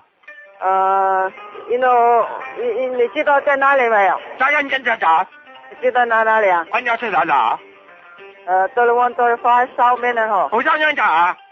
你在我家 OK, I'll be right there. OK. 我现在打一下。等你来同老板讲哈。再讲啊？再拜。 You know what she really said right there at the end? You call that a penis? 25 after 1 at 560 WQAM, 5670560, pound 560. You know those numbers now. Why do I keep giving them over again and over and over? Because it kills a lot of good time. The Neil Rogers Show. Sports Radio 560. QAM. All we ever wanted. All we ever needed. Yeah. If there are washboards and don't know how we do it. You're gay. Until we eat pizza and hot dogs and hit the McDonald's for a Big Mac.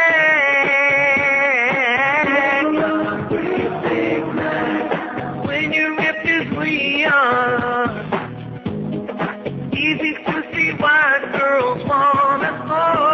Our stomachs kick butt on those flashy backstreet boys.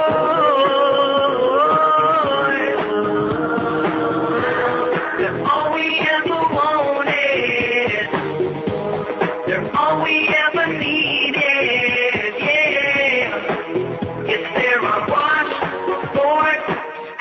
Okay, 128 at 560 WQAM. Here's Jeff Cohen from the world-famous Pizza Loft. Don't shake it too hard in the hand either. It's still healing, please. What? No, it's okay. It's all right. It still works. Here's our lunch from the Pizza Loft. Jeff Cohen, who could have had a great time in Amsterdam, but chose not to go because he figured he'd get some good weed from George instead of going all the way over there. 5670560, pound 560 on the AT&T and Verizon wireless line. You haven't had good shrooms. Well, this has got some shrooms in it, but you never had shrooms like over there, I'll tell you that. And if your buddy Al was such a good friend, he'd let you use his apartment. How are the keys coming to Al's apartment, by the way, George? We get those yet? No. No. Oh, you're going to sit down there and, yeah. So you turn this baby on. Go ahead while I eat. Okay. Talk. So I think you should come out and do an appearance at the Loft and Already let's raise came some out. money. What? And let's raise some money at the Loft. Let's make some more money for you at the Loft? Is that what you're saying? I need it terribly. Why? Quiet. Quiet? Yeah. Really? Uh-huh. Business is slow? Yeah, medium. Since Scott Collin went to jail? I don't know what you're talking about. He got ripped off. What does that mean? Nobody's ever been sentenced for a misdemeanor for the way that he was. Yeah. In my opinion, the judge decided to make a name for herself and a career on his back. Wouldn't it be something if we had a microphone, a guest mic in here that really worked? If I could show you how that needle is barely moving, and you're like talking right into it. This is the most Mickey Mouse goddamn studio. It's typical Greg Reed. So Amsterdam was good? It's always good. What's not to like? I'll get there. My daughter came in from school to visit during the Thanksgiving holidays. There's no way I could have not been here. My heart was there in Amsterdam, though. Yeah. Uh-huh. I'm not saying anything. And you stood Al and I have- up. You stood Al and I up on that Frampton concert. I left you a message at home. Didn't stand you up. I told you I wouldn't go to that if you paid me $1,000 a minute. I love Peter Frampton, but I wouldn't go to it. It was a great show, too. A couple of potheads like you guys, I wouldn't go to that thing. You know what's pretty funny is Goldstein knows some good restaurants. Yeah. Have you eaten at Sunfish Grill on Atlantic? No, I don't eat fish. No, they have the best New York strip steak I've had. Prime meat, real soft, tender, cooked perfect, great flavor. Yeah. Very, very good. About 20 seats, real small place. Yeah, Al knows where to find the good meat. In fact, he took this picture in Amsterdam, which maybe you haven't seen that yet. A couple of his favorite hangouts. He also took a bunch of other pictures that basically show nothing. Right, yeah, I saw. But, yeah. Those are two of Al's favorite hangouts. But then you'd probably have a good time with him there. Maybe like in the dark room back there in the Adonis. I don't think so. Well, you never know. I think he's all talk personally. Do you? Yeah. Well, there's one way to find out. You first. No. Let me know how it goes. So next time you see Al, ask him where the hell's about keys for his apartment that he keeps. See, there's nothing worse than insincere. You know what I mean? He'll be back in town on the 15th. Of what? Of this month. Yeah. So it's perfect if we do an George, appearance. mark that on your calendar because the office might not call more than 7 or 8 times to remind us of when Mr. Goldstein is back in town. If we do the appearance after the 15th, he'll be able to pop in and that would he be can help really raise some great. money too. We Okay, try to pick twist a date. his arm. What's the date you got? The 16th? Is that a Tuesday? Tuesday the 19th. Tuesday the 19th. That works. Tuesday the 19th from 5:30 to 9. From 5:30 to 5:45. No, from 6 to 9. How's that? Sounds perfect. Yeah, that should get you some business. Definitely. 6 to 9 p.m. Tuesday, the December 19th at the Pizza Loft. We'll have all the CDs and the cassettes and T-shirts, and we'll have those free buttons, and we'll even have some of those stupid picture cards, which George can sign because I don't want to anymore. I'm sick of that. Wouldn't you get sick of that after 25 years? I mean, You've got to sign the CDs. I'll sign the That's CDs. what they want. Well, no, but see, but you don't understand something. Because a lot of the people that come by, they don't either have the money or they're too cheap. They don't want to buy the CDs, and the picture cards are for free. So they'll say, we don't want them to show up. Let's not have free picture cards. Dollar People are going donation to buy for some picture food cards. or CDs. Oh, that's tacky. Tacky. Even I can't do that. Now that would be bad. Well, we'll see. We'll play it by ear. So give me my keys, okay? I'm depending on you because this man, I would hate to have it go down on his tombstone, which won't be that long, I don't think, but that he was insincere because he got a new key that actually opens the lock now to that apartment. You should go to his house to pick the key up. I'm telling you, I can't believe you haven't been over there just to check it out. No.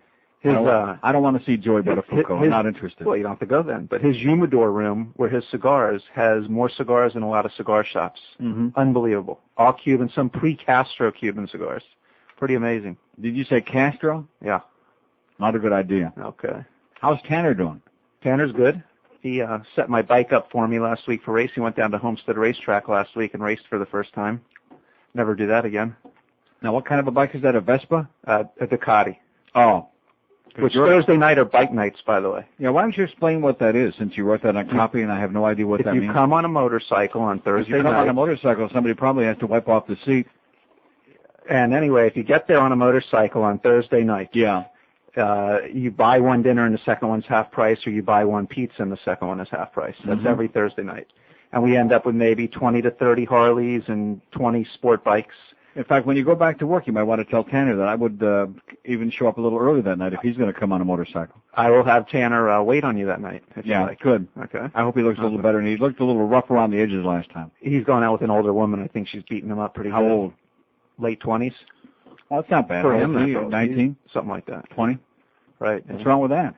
Nothing, except he's coming in burned out every morning. I think she's keeping him up all night. Yeah. Well, I'm only 58. Oh, I'm There sorry. you go.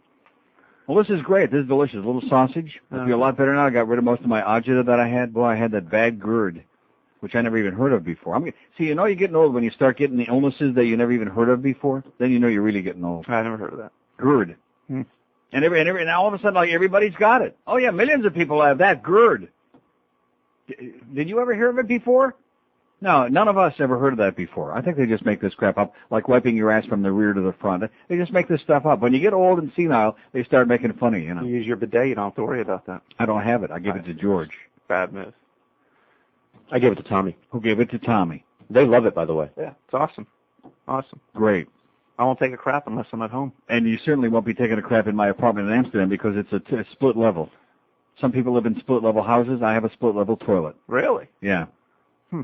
And with all due respect, as much of a friend as you are, I don't want your crap on it. Even Al Goldstein isn't allowed to crap in my toilet. Well, that's understandable. The thought of that. In fact, I noticed in the last few years since he moved over there that the water in the canals is getting darker and darker brown every time I go over there. Several shades darker, which he may get some credit for. Al. Yes. Well, seriously, man, just to maintain that weight, the sheer volume of food that he has to eat to maintain the weight. He does know some good restaurants. There's a great Thai restaurant right by his apartment. When you do go to Amsterdam, right around the corner from his apartment, right down the street, there's a tremendous Thai restaurant. I like Thai food. And if you're lucky, maybe he'll take you in there with 40 or 50 of his best close personal In fact, we were talking about like Viviera Hollander's Happy some young guy soup we were talking about a month or so ago over at the old place. That's not good for my agita. No, not at all. I don't think. Is it? Stuff. No. Okay, great. So we'll see you on Tuesday the 19th. Now that I'm trying to get you out of here. I'm leaving. I have to pick my son up at 2 o'clock. Oh, yeah. Carpool line. Now, does he go to Coconut Creek High? No. By any chance? Elementary school. Oh, they're not hazing over there yet, are they? Not elementary yet. school. Not yet. I'll keep my eyes open. Tell him if any kids approach him with icy hot to run like a son of a bitch. That would be my best suggestion. Okay, I'll keep that in mind. We'll see you Tuesday night. Pizza Loft. University Drive. That's next week. That's this Tuesday. Well, today's Correct? Tuesday. A week from today. See, if you're going to promote your place, don't say this Tuesday. Probably say next Tuesday. Well, if I say this Tuesday, maybe people will come by mistake and I'll get extra business. Stop by tonight and see Jeff. Bill's coming tonight. He'll tell you all the stories. Okay. Right. Thanks, Jeff. Get on here. Okay, next Tuesday, a week from tonight, that'll be great. Good lunch. Got some sausage and peppers and little onions, some shrooms in here. Look like these were imported from Amsterdam, as a matter of fact. So if I start talking a little bit goofy, if I start sounding like the callers. Here's a mobile in Margate. Hello. Hi, how you doing, Neil? Okay. My kid graduated from Coconut High last year. He was part of that. He wasn't part of a hazing. He was going to American Heritage before I transferred him there. He took the team to states and American Heritage, isn't that like a parochial school? Yeah, but the thing is, my kid he was picked for the Junior Olympic team. He was 15. He was throwing 88, 90 miles an hour, and there was always a question mark. Well, it's a small school. Well, he took his team to the state in football, so I transferred him as a senior to Coconut Creek. He has a 3.8. Well, the bottom line in Coconut Creek, I'm going to tell you the bottom line. What is the bottom line? Okay, the bottom line, they're all a bunch of hoodlums. And my kid, it's not too far from Coral Springs. They probably no, they know who I am. They know who I am, and there's no one there that can say, first of all, my kid is 6'5", 220 pounds. Right. Okay, the team was run by the Booster Club. Okay, the coach was a wimp. Yeah. Okay? That was right next to the coach. They tried to beat up my son, 3 guys, and my son beat all 3 of them up. Okay, and they beat another kid. What happened up there is not only what's going on in the paper. The same kid that is suing because of that, him himself peed in a bucket and threw a pee over the balcony to cars. Another kid trashed rooms. These kids joined together. They go to McDonald's and they steal the flag off the pole. I invited them to a party in my house. They trashed my house. Some of the kids stole jewelry. I mean, the bottom line is that maybe the whole team together don't add up to 3.8 that my son carries as a GPA. And the bottom line, before my son went there, some of the booster clubs told the coach, if this kid thinks that he's going to come in here and be the superstar, we got news for him. And you know what? It happened. My kid only played 5 games the whole season. Sounds like a great place. Well, you like know a great what it institution. The problem is the school board pays his coaches $2,000-$3,000. So what they do is they're like like waiters. They depend on tips. The tips are given by the booster club. So the booster club pays for this, booster club pays for that. So in actuality, they're not working, okay, for the school. They're working for the booster club. So everybody who's in the booster club, their kids get special treatment regardless of whatever goes on. That's why he lost his job. Yeah. Okay, because so is your kid out of there now or what? Huh? So is your kid out of there? Oh, my kid's going to play for FAU. He's going with Schnellenberger. He had over 50 letters for Division I school, including Columbia. Right. Okay, Tulane. Okay, that the coach knew. He saw it. My kid was the only guy there. He was in the Junior Olympic team, the United States. Some of the players that he played with, Montañez, number 3 overall picked last year. Number 17 overall came from that Miami-Dade team. They came to pick up my kid over here.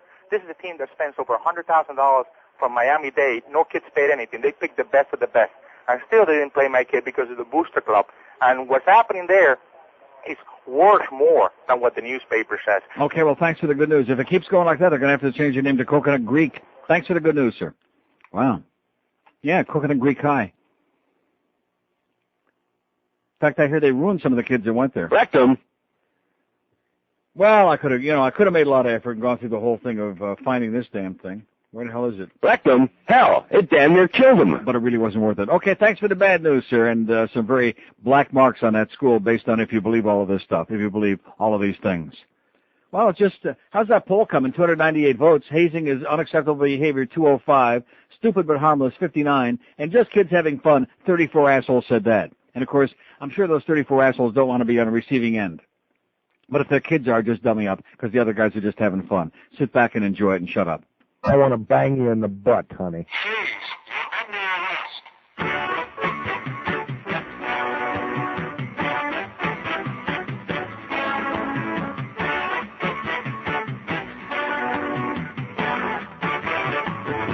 Police got my butt.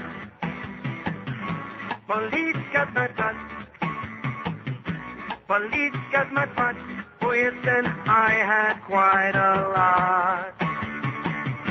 Police got my butt. Police got my butt. But that's all right with me. 'cause it was sprayed with Paraguay. I want to wish them a Merry Christmas. I want to wish them a Merry Christmas. I want to wish them a Merry Christmas while they're smoking all of my pot. I want to wish them a Merry Christmas. I want to wish them a Merry Christmas. I want to wish them a Merry Christmas while they're smoking all of my pot. Police got my butt. Police got my butt. Police got my butt. They confiscated all I got. Police got my butt. Police got my butt. Police got my butt. They busted me in a parking lot. I want to wish them a Merry Christmas. I want to wish them a Merry Christmas. I want to wish them a Merry Christmas while they're smoking all of my pot. 146 at 560 WQM. Did Greg Reed come by with a check for Planned Parenthood yet? 5670560. Boy, I tell you, they're sure dragging this whole business out. Maybe it'll pop during Hank's show today.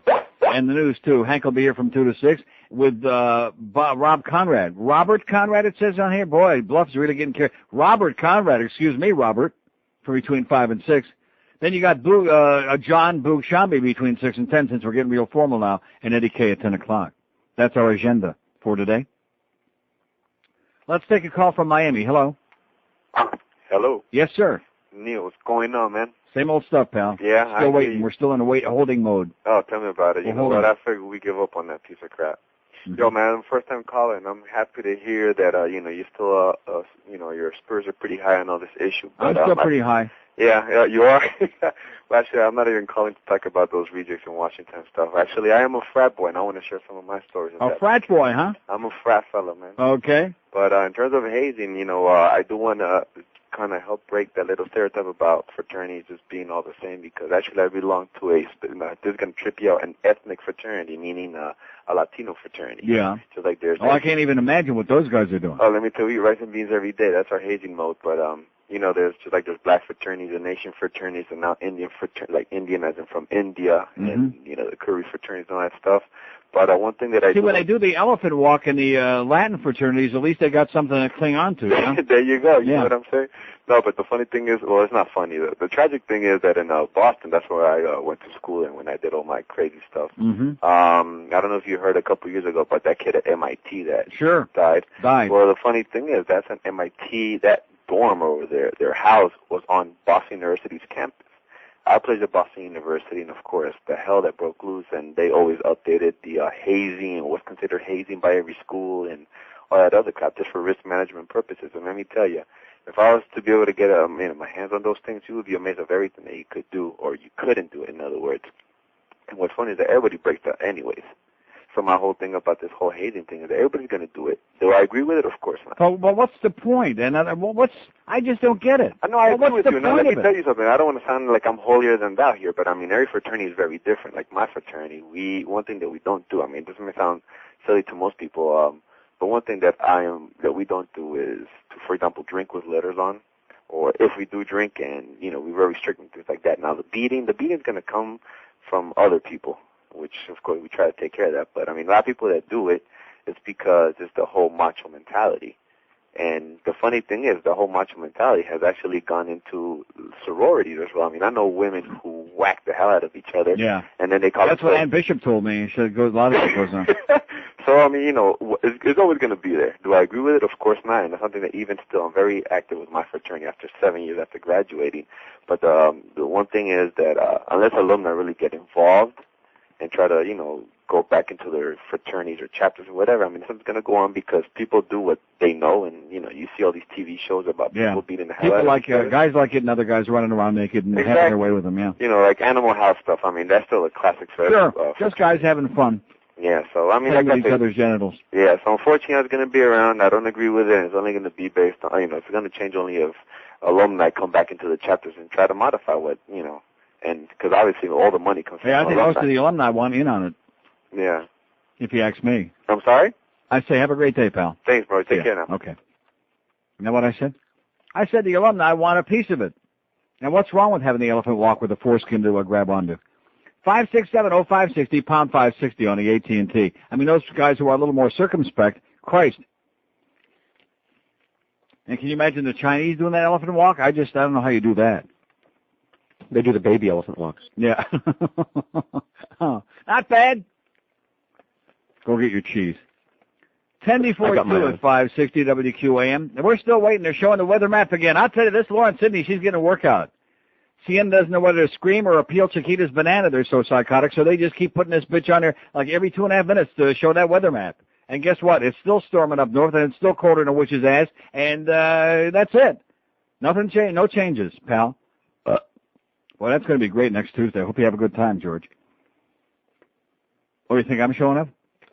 Yeah, I'll be there. Well. The Neil Rogers Show. Sports Radio 560 QAM. Gordon gives South Florida a major blowjob. This holiday season, give her a gift of love. An expensive diamond bottle from Anita Beers. Might as well face it, all women, even the whitest of Christian debutantes, have the values of a crack hole. So with prices starting at $5,000, you'll be assured of getting some. On the other hand, $5,000 will keep you in Asian hookers for 2 years. With diamond selection from Anita Beers, show her that you care about getting laid. 154 at 560 WQM. Anything on CNN? No. MSNBC? No. CNBC? No. Fox? No. Schlox? No. Oh. Well, we're just checking. Well, here's Alex Rodriguez, A-Rod. 32 RBIs. That's a lot to pay for A-Rod. $1 billion, don't you think? Oh, absolutely. Yeah. Here's CNN. $80 trillion or whatever the hell he's getting. Hey, A-Rod. Loan me $50. Please.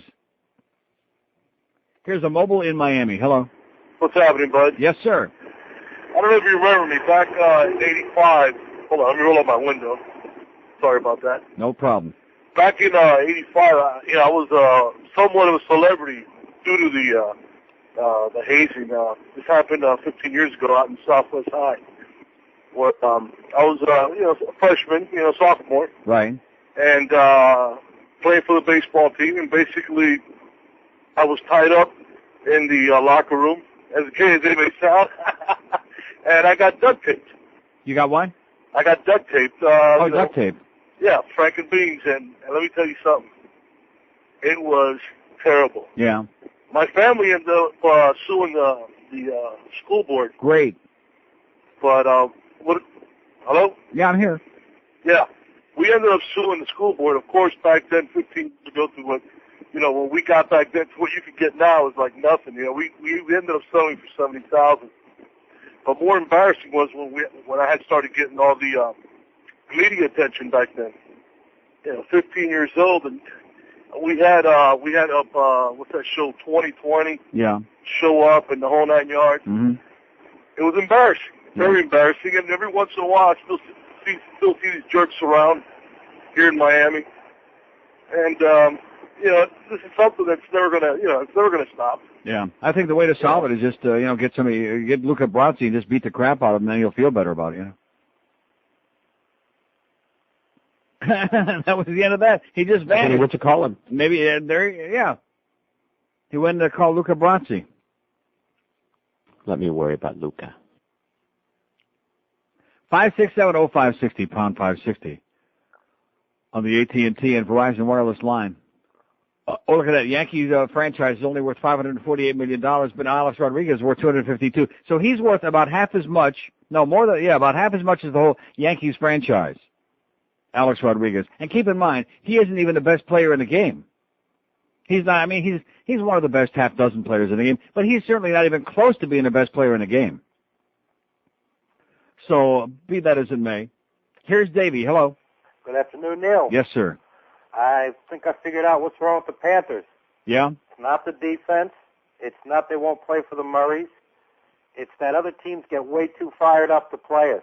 Yeah, there you go. Now you're catching on.